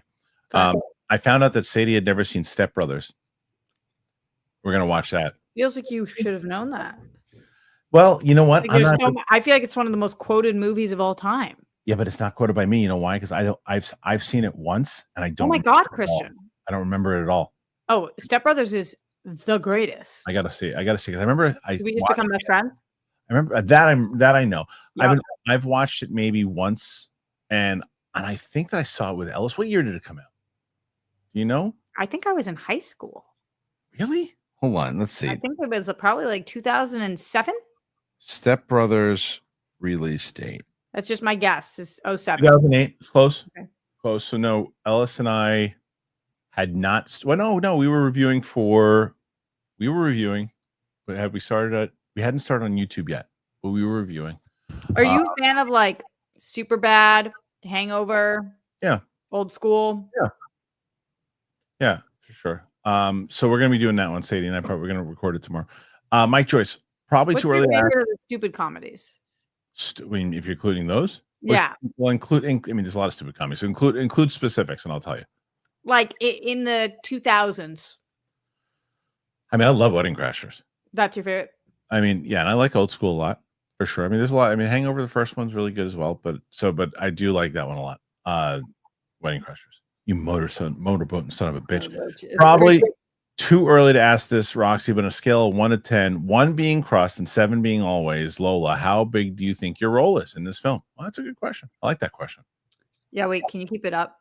Yeah, so don't 1 to 7 or 1 to 10. 7 being always Lola. My role is definitely bigger than my role in Crust and definitely smaller than my role in Always Lola. So 3. Okay. I think my role in this movie is a role that's, you wouldn't be like, oh, she is one of the biggest stars in this movie. But after the movie, if you're talking about the movie and you're like, oh, my friend Roxy's in it. And you said like, oh, which one is she? You know what I did. That's a great way. What a great way to describe this. I love that. Cool. Yeah, and I will say that. And if you don't invite me as your +1, I'll be. You want to go to London? I asked them. I said, "Are we doing a London premiere?" I hope so. Anything to get me back there, Kristian. Yeah, I love London. Yeah, you're like a pig in shit out there. Oh my god, it was like the coolest thing. I mean, you're walking around. Mike George, you were awesome in Always Lola, and I am eager to see you in a bigger role like that again. Thank you. I appreciate that. Yeah, I would be very excited to do that too. I think here's how it works. Bigger movie for me, where I'm at in my career. Bigger movie, smaller role. Smaller movie, bigger role. Yeah, yeah. So that's where I'm at currently. Good. Jake, Kristian, you should check out Demon Slayer. It's a great anime. Releasing the final arc as a film trilogy in theaters is so exciting to me. Which is the one my daughter made me watch a couple episodes of. I don't know. Demon Slayer. Is this the one? Is on Netflix? The one that all the anime. This is not the one. I see what this is not the one that my daughter had me watch, but I watched some show with her that was good. I can't remember what the hell the name of it was. It was a good show. But anyway, this Demon Slayer, yeah, I don't know. I just never really could get into anime. It's nothing against anime. I just never really got into it myself. But Kristian said anime is only for children. That's what I said. And he hates it. I know. It's if you market towards anybody else, it means you hate animation. Yeah. Tom Hanks, Adolescence is the show of the year so far. Wow. It's very, very good. I don't think you can get away with being a TV fan and not watching it this year. All right. I'll have to check it out. All right, let's see. Stephanie Litz. What's up, Stephanie? For Roxy, congrats on the film. How was Louis Tan? Awesome. Who you interviewed and forgot completely? Who I interviewed. I'm actually shocked by the fact that I didn't remember that, because he is like the friendliest, coolest. You interviewed him for like 40 minutes, by the way. Yeah, that's wild. Yeah. Talks to everyone. The second you pulled up the picture, I was like, oh yeah, this is kind of bringing me flashbacks. I got to listen to it and see what we talked about. You should. But yeah, he's the man. He was just awesome. Everybody likes him. Bit Clarky, did Roxy ever react to The Matrix? Thanks. For the War Girls, I did with Steph and Darina. I've only seen the first one, but we did I think it was either on Patreon or YouTube. Oh, okay. Chris Cawson. Thank you, Chris. Kristian, Star Wars Explained just released videos answering the biggest unanswered questions in the original prequel and sequel trilogy. Check them out if you haven't. Roxy, hope things went well with the film. You guys rocked. That's very kind of you, Chris. Yeah, very sweet. But what do you mean though? When it comes to, like, how did he answer the questions though? Did he get answers from people inside of Star Wars? Like what, or is it like fan theory answers? That's what I mean. Like I always like those videos, but it's like, hey, they answered the questions. It's like it's just the fan answering questions. Yeah. It's like, you don't know. It's like, who's that? Oh, I'm turning that off. It's you. Yeah, I know it's me. It is. And the next one, Go Pal. Do we know when Spider-Man films? I think they said summertime. I think Euphoria season 3 finally started shooting, which is odd because the pictures of Zendaya on the Odyssey set have come out recently. Why is that odd? I think because of how much, I don't know how much they have. I'm not sure. Let's see. Oh no. My daughter got hurt at softball. Oh no, what happened? She might have broken her wrist. Oh. All right. I am taping. During softball. Yeah, she's at practice today. I might have to drop. I'm sorry. Hold on, let me just. Oh, God. Want to end the show early? No, we got to finish the questions, and then okay. my little one might have to get dropped off here. And I'll just hang out with her here and then take her home. Okay. Doing a Spider-Man, I think. Oh, my poor daughter. All right, let's see. So hopefully it's not broken. Hopefully not. The nurse thinks it is, but we'll see. Roxy, have you seen The Residence on Netflix? Yes, that's the Shonda show I talked about. Yeah. Mike Joyce saw Roxy's big smile at the end of her smile reaction. Roxy and Tara for Smile 3. Your smile would fit in great with that movie. One thing that I'm really excited to do as an actress eventually one day, creepy is my jam. Yeah. I do creepy because I've got the big fucking eyes. So. Oh, my wife, you fucker. April Fool's? You fucker. Oh, my God. I'm calling her. Wait, do you know if it's April Fool's yet or no? Yes. Oh, you fucker. You fucker.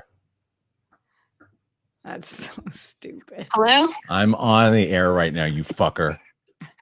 Gotcha. Every year I don't get you. I said this year I'm getting him. Gotcha. That was good. I knew you'd buy it. I did buy that. Because it's so believable. It was so believable. Oh my God. Oh, you got me. I was like, oh, the poor kid. I was like, is she okay now for real? Vivi? Yeah. I don't know. She's at school. Oh. I hope she's okay. All right. I hope she makes it through the tryouts. All right. Well, I hope I didn't just jinx everything. All right. Well, I hate you, and that was a good one. April Fool's. All right. Shit. That was good. That was really good. That was good. All right. Well, I'm relieved and bummed at the same time. Yeah. All right. Okay. Well, imagine I would have ended the show. Yeah. Then I would have been pissed. I said, do you want to stop the show? And you did. Rangers fan 1996. Okay. Now I feel better.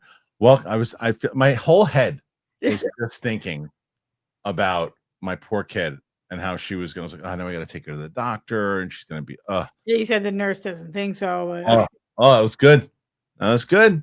She got me. Welcome back, movie star. I just went to see A Working Man today. My God, I love that movie. It was so fun, wasn't it? It was so fun. Statham at his kicking ass best. Tempted to go back. $7.99 well spent. Again, Roxy, much love. Thank you. I had so much fun in that movie. I had so much fun. It's true. Nathan Drake, Kristian just tweeted he's bringing back Schmodown for 5 more seasons. I'm so hyped.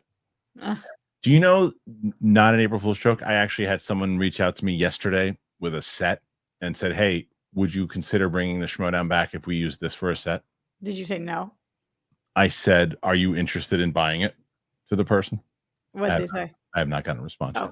Because if the person buys it and wants to hire me to run it and I don't have to do anything else, and all I got to do is run and book matches and I can do it from the comfort of my own home, then yes. But what city was the set in? Not telling you. Oh. Because if I say it, you'll know who it is. Really? Yeah. I'll text you. I'll text you the city, and I guarantee you that you guess. No way. Yeah, you'll guess. If I'll okay. I'm gonna you're checking your phone? Yeah, I guess. Okay, you'll know. Oh yeah, I know. Yeah. Okay. Kristian Unpronounceable. Daredevil. How could that person buy it? Who does that person? Yeah, I get it. Okay. Kristian Unpronounceable. Daredevil Born Again is fire. Gopal, do you have an opinion on Almost Famous theatrical cut versus the extended untitled version? I really recall liking the extended because I just wanted more. I don't think I've ever seen the extended version. Have you, Rox? No, I don't. Well, I don't know that I've ever seen the non-extended. I've seen one version. One version. We don't know which one you've seen. You're right. I don't know, Gopal. I'm not sure. 44 questions, Roxy, with 30 minutes to go. Can you beat Roki? You need about 50 some odd to beat him. You need 50 more. Okay. Gopal. Roxy, does Randall Park in The Residence feel to you like he's doing a slightly reworked Jimmy Woo? I mean, it's not like that crazy of a character, so I hear what you're saying, but just Randall Park plays Randall Park a lot. Yeah, it's true. You know, we're speaking of it. We are we just finished WandaVision. I put up episodes 4, 5, and 6 today on the channel.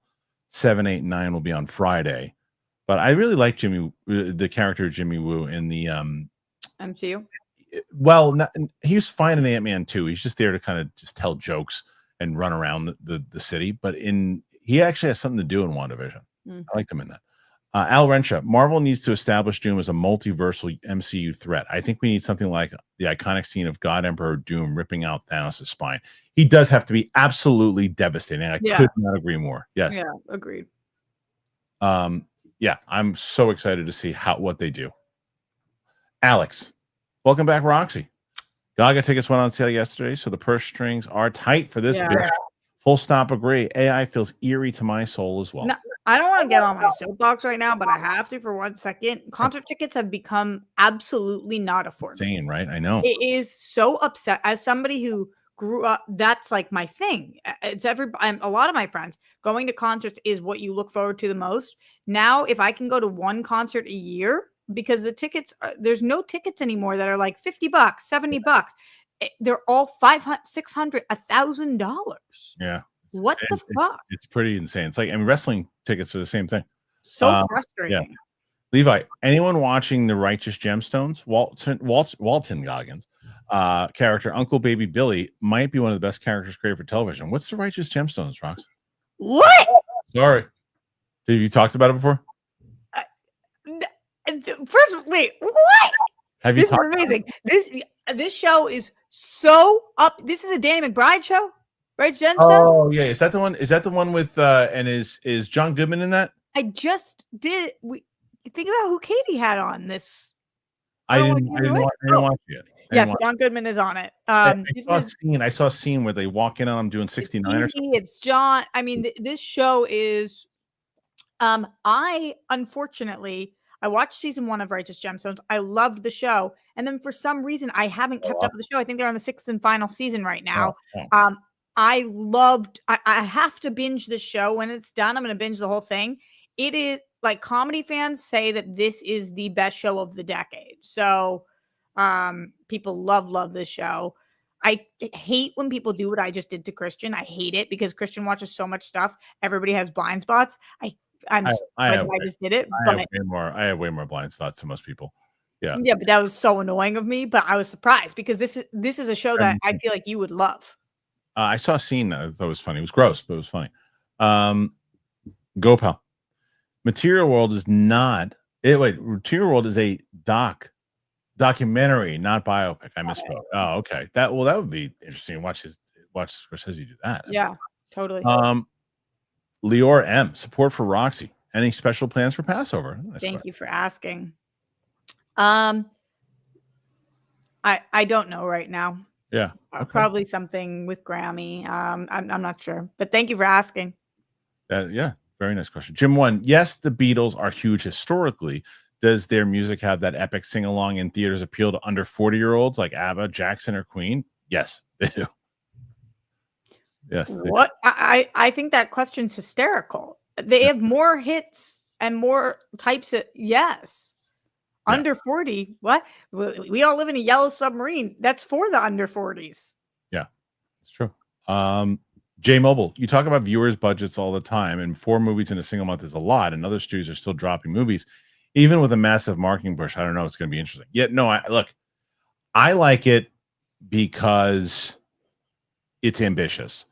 And if it's one of those things that look, if it fails, at least you did something that no one else has tried to do.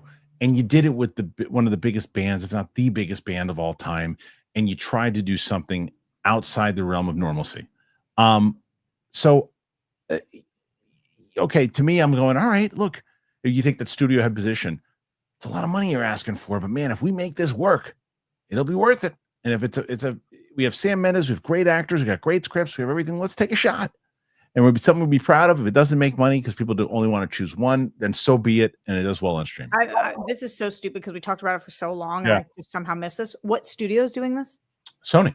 It's Sony. Yeah, so it was during the Sony panel. The Sony panel, yeah. Mm-hmm. Okay. And I think that Sam Mendes is a big Sony guy with Bond and everything. Yeah. Makes sense.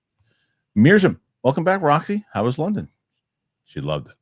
Not only can I say thank you, London was amazing, but I did just get a text from my manager who must be watching, because shout out to Matt. He said, you can say you had scenes with Kate. So I had scenes with Kate. Oh, nice. Oh, you're okay, good. And how was that? Listening to me say that?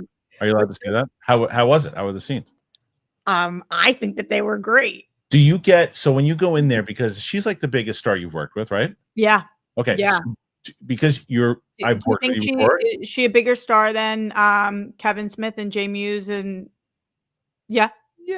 In terms of like star power, yeah, I agree. Yeah. So when you're in there, because I know you and I know you as an actress, and I'm sure you killed it, but is your mind going, okay, this is the biggest job I've had so far?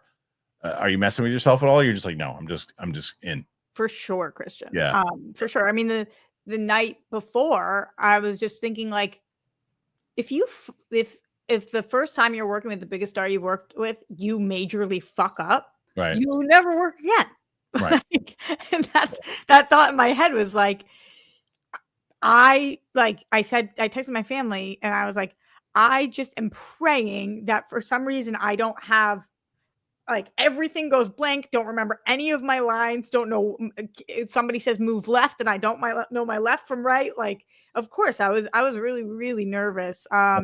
That's just the truth, the truth of my situation.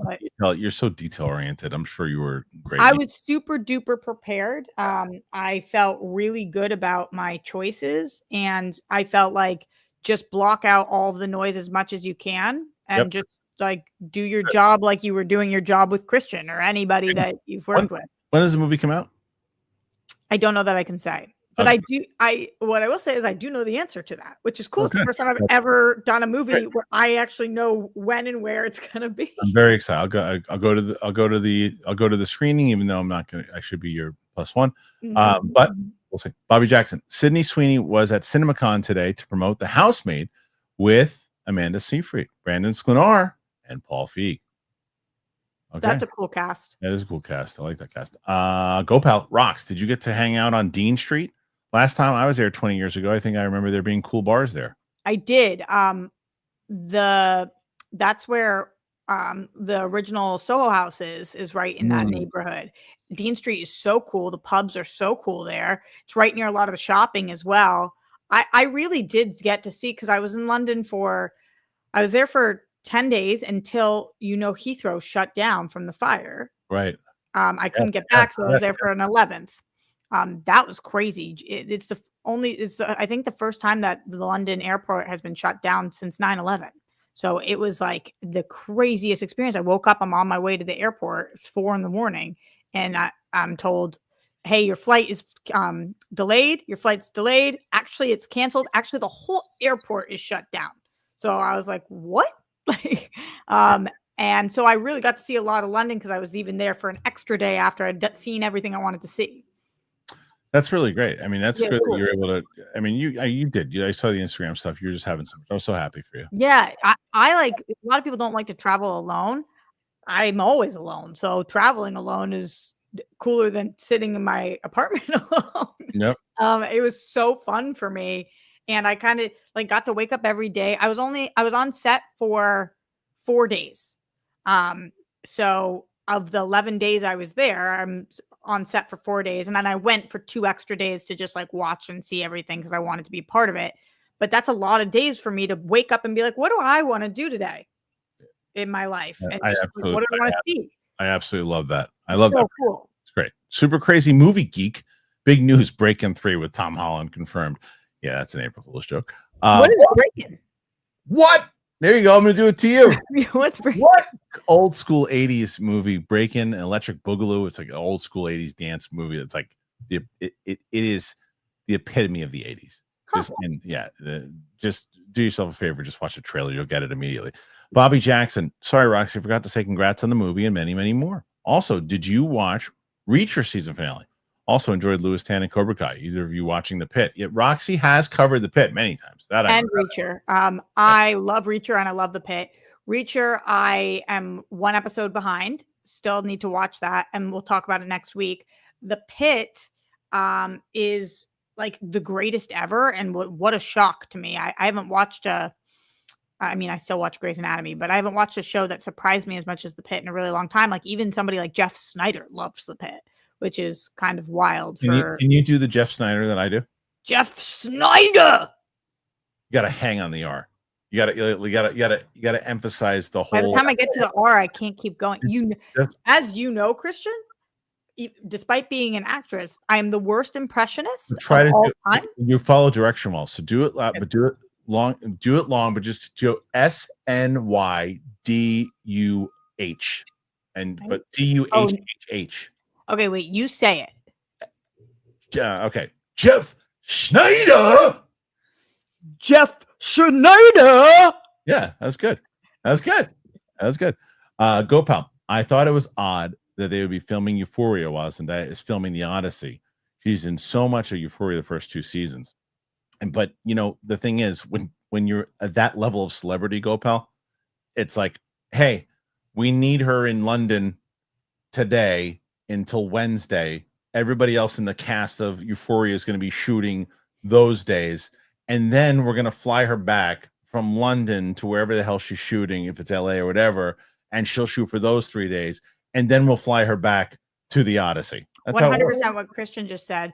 Yeah. You have to get permission for whoever you have first or paid out for it. But like, even think about like Bowen Yang talked about this when he was shooting SNL and shooting Wicked and going back and forth. Same thing with London versus New York. It's wild when you are a star.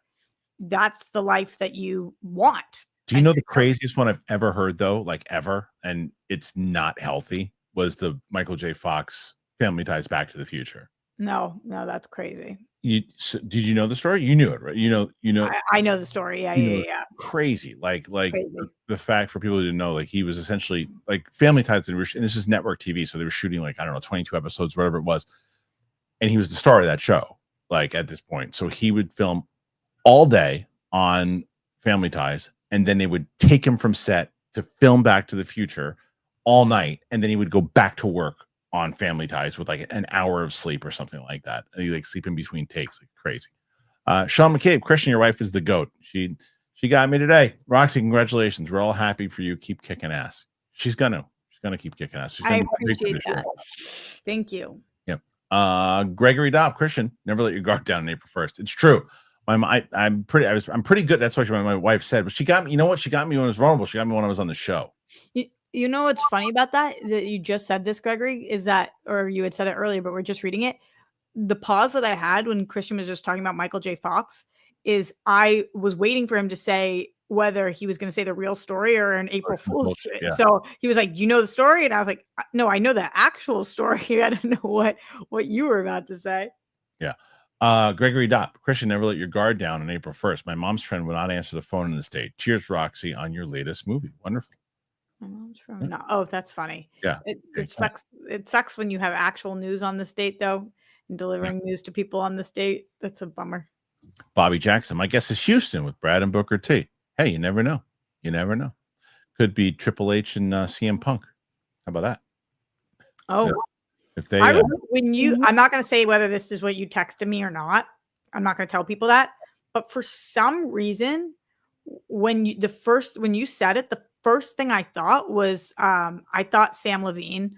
Before you texted me anything, I just, for some reason, when you said somebody texted me, Sam Levine was just the first person who popped in my mind. If there was one person that would be like at a poker game one night, get into a conversation about the Schmodown and be in a room with somebody who could actually buy it, it would be Sam Levine. Yeah, I know. Yeah. And Sam Levine would at one point say, "Hey, do you want to take it off your hands?" Because Sam would want to run it on his own, I'm sure. Totally.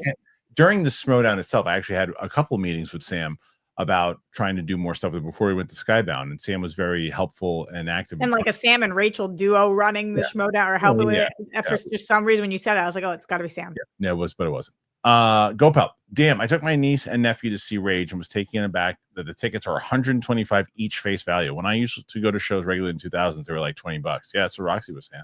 It's not fair, and the artists aren't making more money. It's like this is at some point this is going to break because it can't just be the services, the ticket masters of the world that are making so much money. But look, it's like the housing market too, right? The housing market still hasn't crashed. It's like, I know, and it will. There's no way the housing. At what point do you not pay to see your favorite artist? I know. Like at what dollar amount? No, I don't know. It's just the rich can go. Gregory Dopp.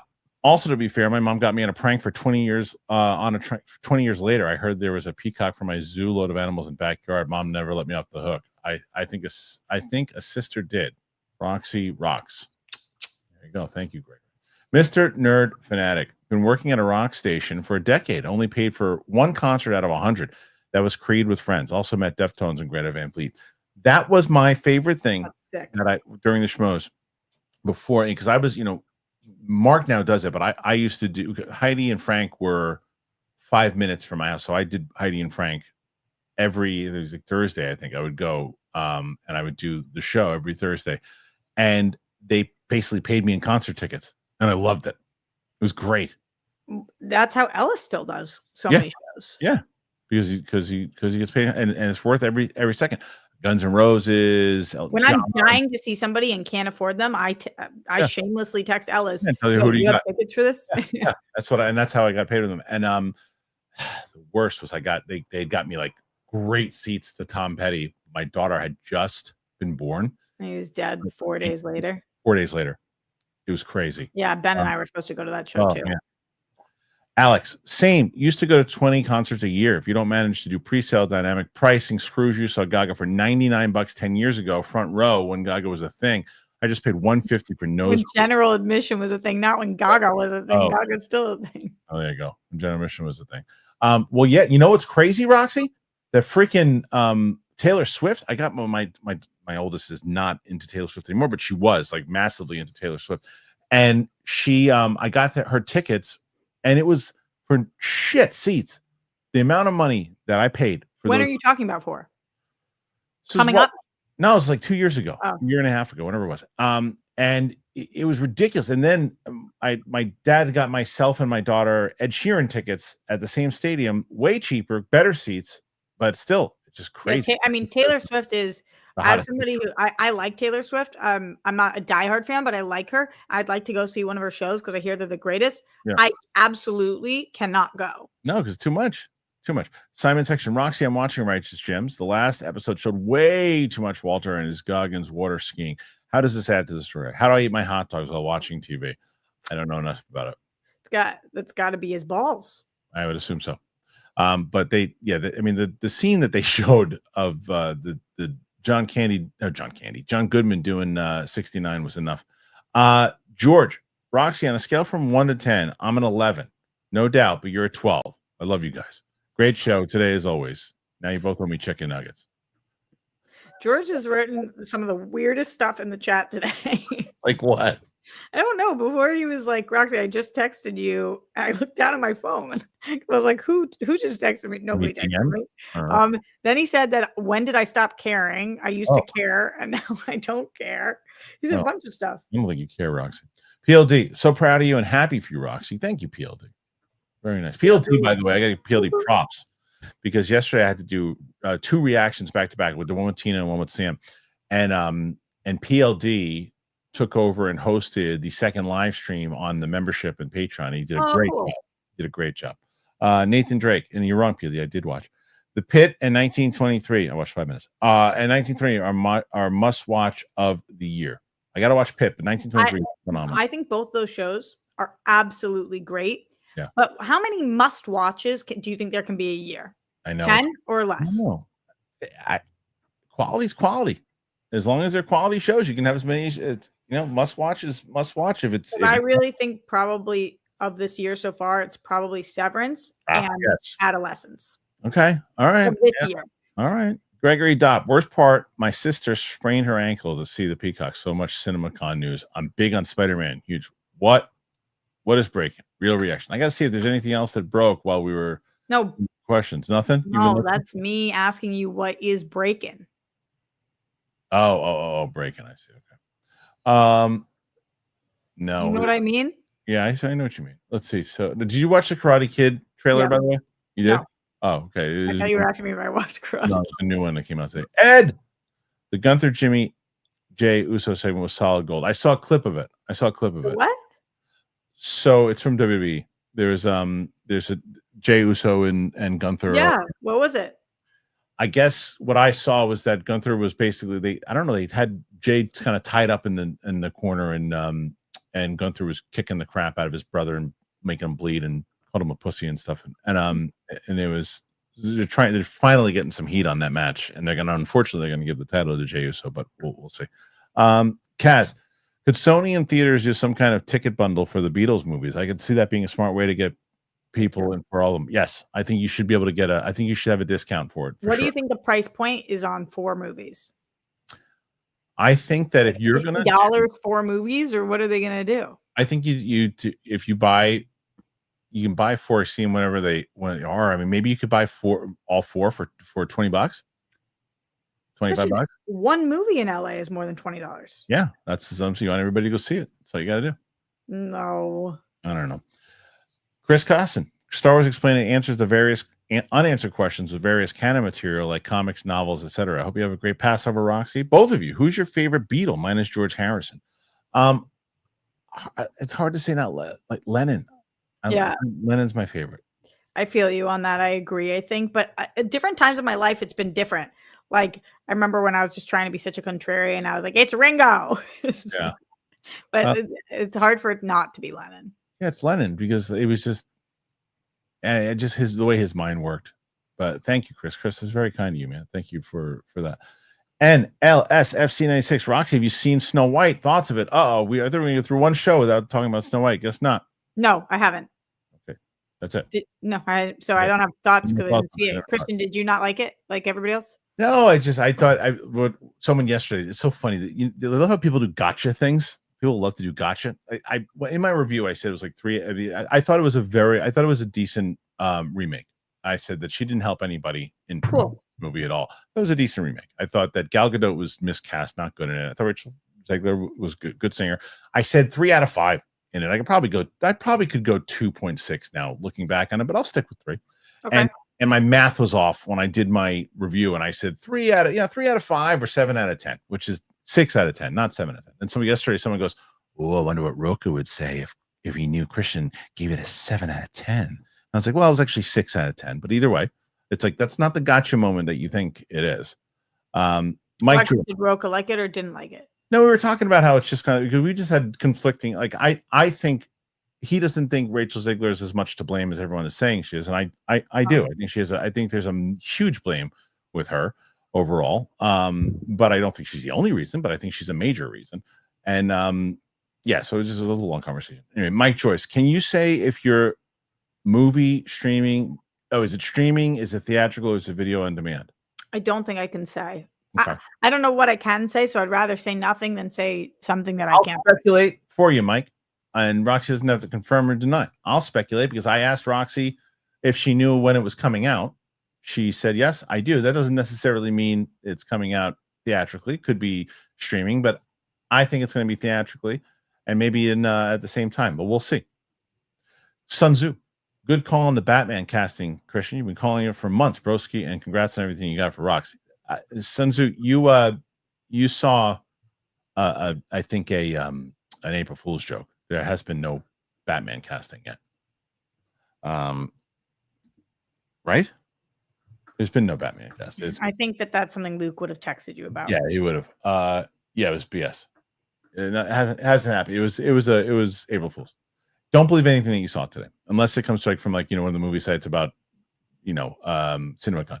Matt, I binged all of Severance in last week. If Totoro doesn't get an Emmy, it would be a crime. Yes, do it, Seth. He was great. Totoro was great this season. He really was. Everybody was great. And who was great? Gwendolyn Christie was great. Amazing. And all season, you cut spoilers. All season, Gwendolyn Christie, obviously, from watching Game of Thrones. So you wonder, when are we going to see Gwendolyn Christie kick ass? Since you knew she was cast. So that was cool. She was so good in it. Yeah. Ryan S. Welcome back, Roxy. Congrats on the movie. The red jacket from your London trip's fire. Is that yours or something from the movie? Thank you so much. I bought it in London. They have the greatest shopping ever there. And I was on Oxford Street and saw the jacket from the window and was like, treat yourself. But it was like a store that's kind of similar to Zara. So it's a pleather, and it's was reasonably priced. I was so excited about it. Roxy here at 67. You need just about 30.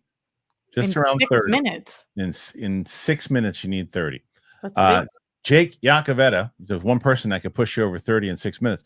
Kristian says, I'm only hearing Roxy. Fact is, so I guess I have to show up. Shout out to being the coolest chick in a Kate Beckinsale movie. And I also have to give props to TLD. That's fair. Appreciate it. Thank you, Jake. Okay. Thank you, Jake. Jim 1, to clarify, yes, the Beatles music is huge, but are their life stories and personalities interesting enough versus Michael Jackson, Elvis seen in the theaters?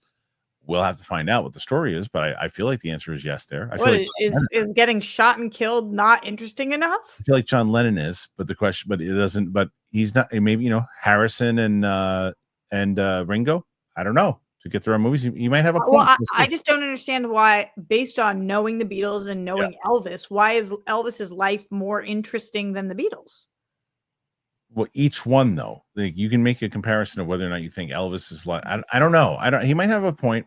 I have to see. Alex, it used to be so easy to meet people after shows pre-COVID. I met Manson, I met Gaga, I met Amy Lee, Ellie Goulding. So much has sadly changed. Sold my Taylor tickets for $1,500 a piece in 2023 for shit seats. I'm telling you. I'm telling you, it was crazy. I couldn't believe it. The only reason I did that was for my it was a Christmas present for my daughter, and I'm still paying it off. PLD projects. We all know the real Batman casting, Kristian. You know what it is, right, Roxy? No. Paul Giamatti as Batman. Did you know that? Why is that your motherfucking Batman? Oh. Do you have the answer now? Okay. All right. So next one here, Chris.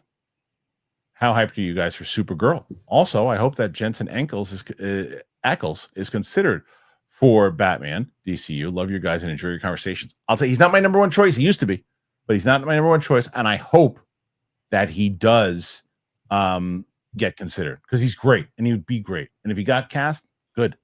I'm stoked for Supergirl. I loved that Miliaki. Miliaki.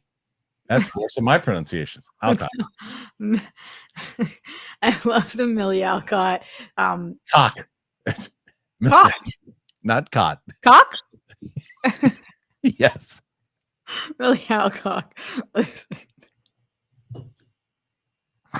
You know we're going to clip out cock. You know it. That PLD, the same way you clipped out the Giamatti. It's so weird how you can know somebody's name like the back of your hand, and then when you can't think of it, then you don't know it, and then you don't know it. Oh, that's hilarious. That's like when Ellis went balls. It was good. Can we clip out you saying cock, not cot? It's not the same. It's the same. I don't know. All right. But yes, I'm also looking forward to Supergirl. I like that photo. Reading the Supergirl comic. Yes. PLD. Okay, guys, can't let Roxy lose to the Outlaw. Jake agrees. Wait for Roxy to beat Roca. Say less. Thanks, Jake. 72. Sydney Hogarth. Congrats on the film, Roxy. Do you both have favorite novels? People are going to think I'm such a doofus for this, but I'll tell you what is a great novel, and it's an intellectual novel, but you would never know it because of what happened down the line when it became a movie. The First Blood novel is incredible about the struggles of PTSD with a Vietnam vet. It took place in 72 and the war wasn't over yet. What was going on in the mind of Rambo during that? The David Morrell book, it's brilliant. It's absolutely brilliant. So there you go. I don't have a favorite novel. I used to always say it was Catcher in the Rye growing up, but I stopped reading. Yeah.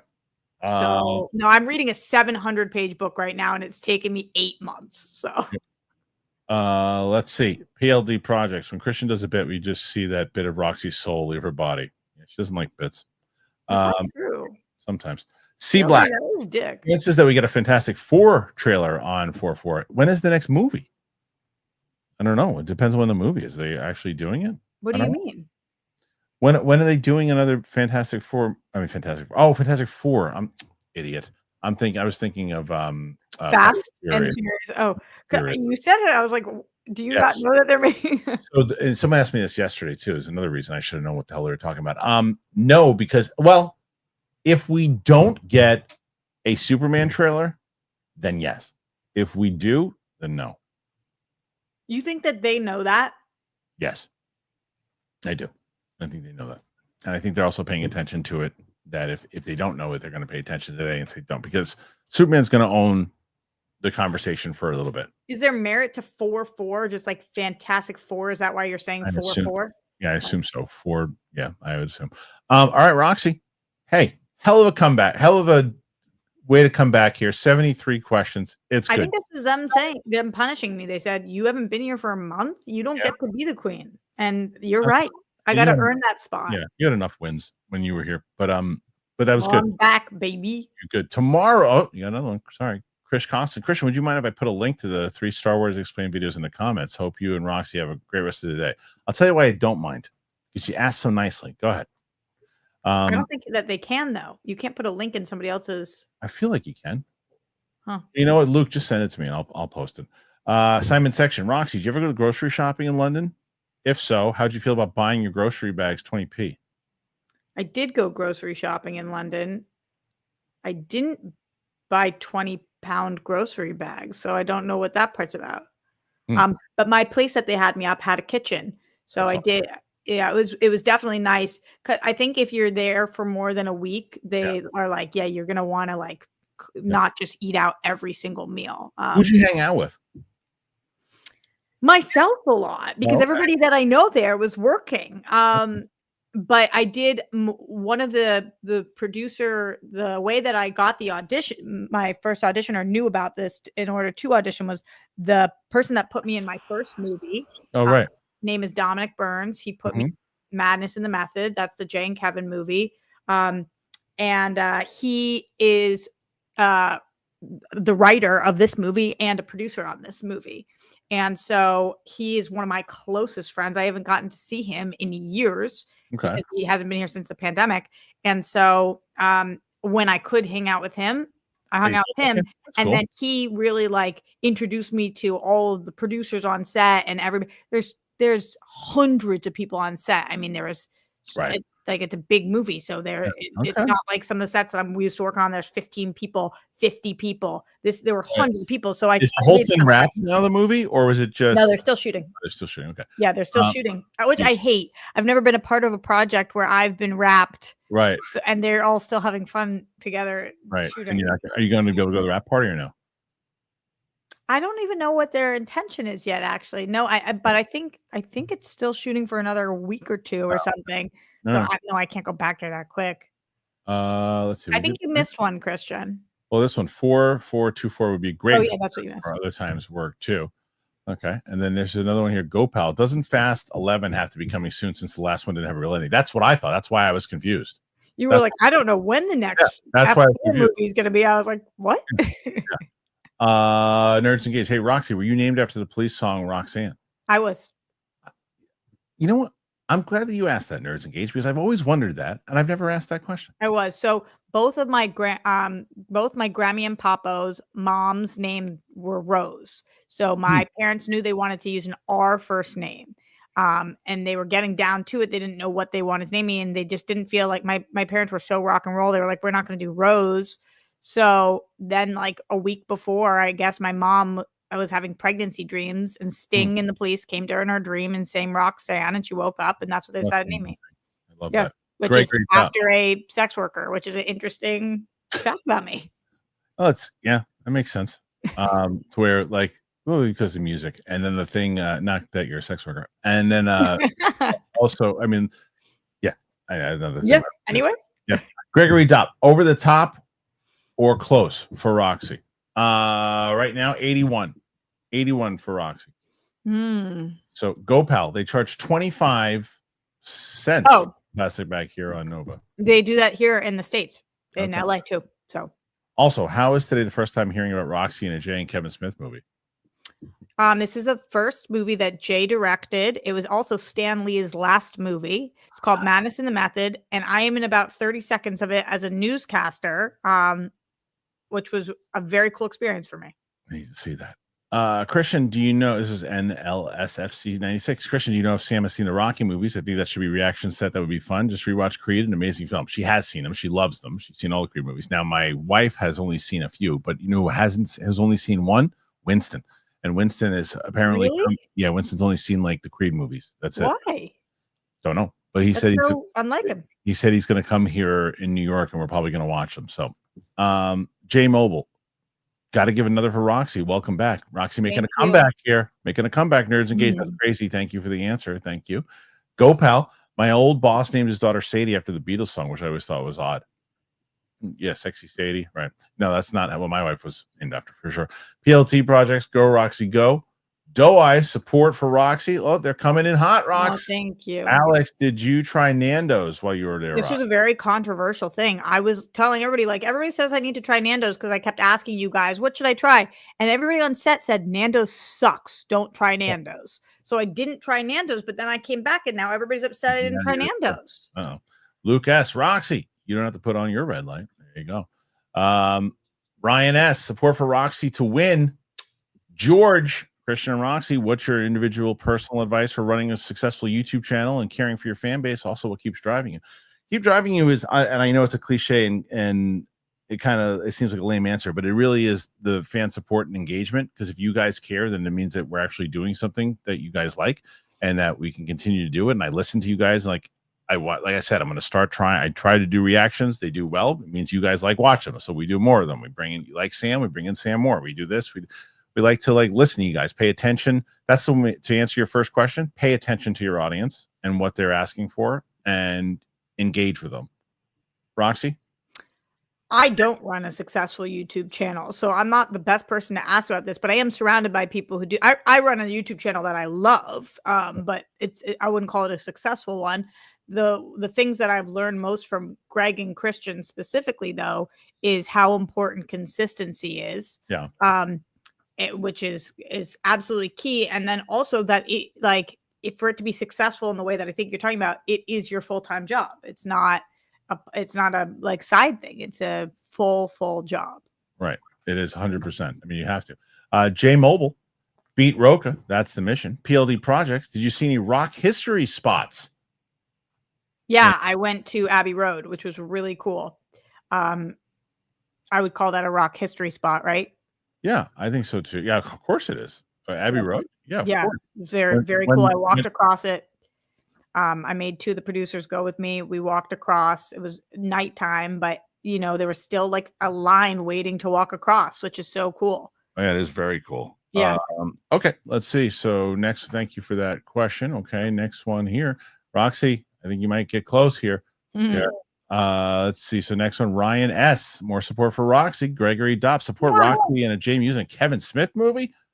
Yeah, so for those of you guys who don't know, Jay Muse and I used to host a show together every week on Screen Junkies called Flash and Friends. It was me, Jay Muse, and Joe Starr every week for like 2 years. I love Jay. Jay is, I still have a voice message on my phone from Jay about offering me the role in Madness in the Method. He's awesome. And Kevin would come on the show a lot. So that's how I worked with Kevin. RQMDSMD. Support for Roxy. Glad you're feeling better. Thank you so much. It's nice to not have a flu. Roxy. The flu sucked. I'm sure it did. But you somehow have made a comeback and have beaten Roca 97. That's wild. Wild. Cock?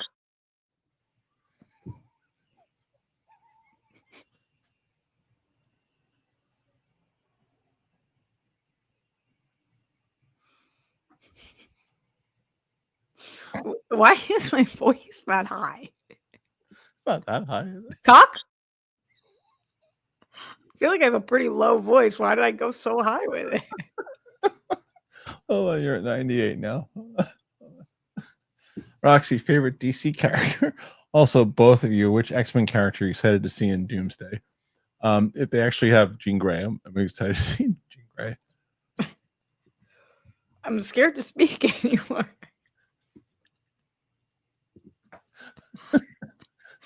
I don't know. You know what's so confusing about it is that you're wearing the same thing right now. Yeah, it looks like you're just randomly saying it. Cock?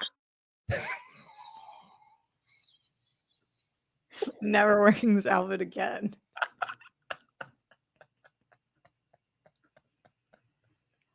Did Luke do that fast, or was that PLD? Luke. Oh, wow, Luke. See, Luke, that was payback for me being like, Luke, why'd you ask that question? Yeah. Luke was like, oh yeah, cock. Oh, all right. Well, we did it. It's probably Batman, but Black Canary recently I've been obsessed with, and I think the most underrated that was brought by the DCCW shows was White Canary. I loved her. Someone said it's like a sort of Tourette's. Cock. All right, that was hilarious. I love it. I love what happened here today. I loved having you back. I'm so happy that you're back. Me too. Happy to be here. So thank you for being here, Roxy. What's going on? You want to give any plugs before we get out of here? I'm in a movie, man. Yeah. You'll be hearing me talk about it for months. I'm stoked about that.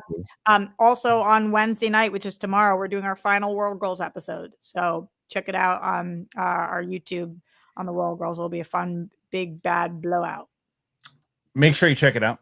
Apple Podcast, Spotify, anywhere podcasts are found for this show. This show will be back tomorrow. I will not be here, but Jeff Schneider and Roka will be on the show. So that'll be good. Thank you, PLD. And we will be back on Thursday with myself, Steph, and Mike. Friday is myself and Winston, as Coy is at Cinemacon. So we got a lot going on. I got Daredevil up the wazoo today, stuff that's going on. My immediate reaction will come out very soon. My full reaction will be out very soon.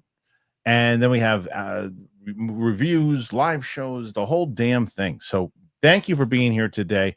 Really appreciate you. We'll see you guys on the flip side. Thank you to Roxy Stryer. And we out.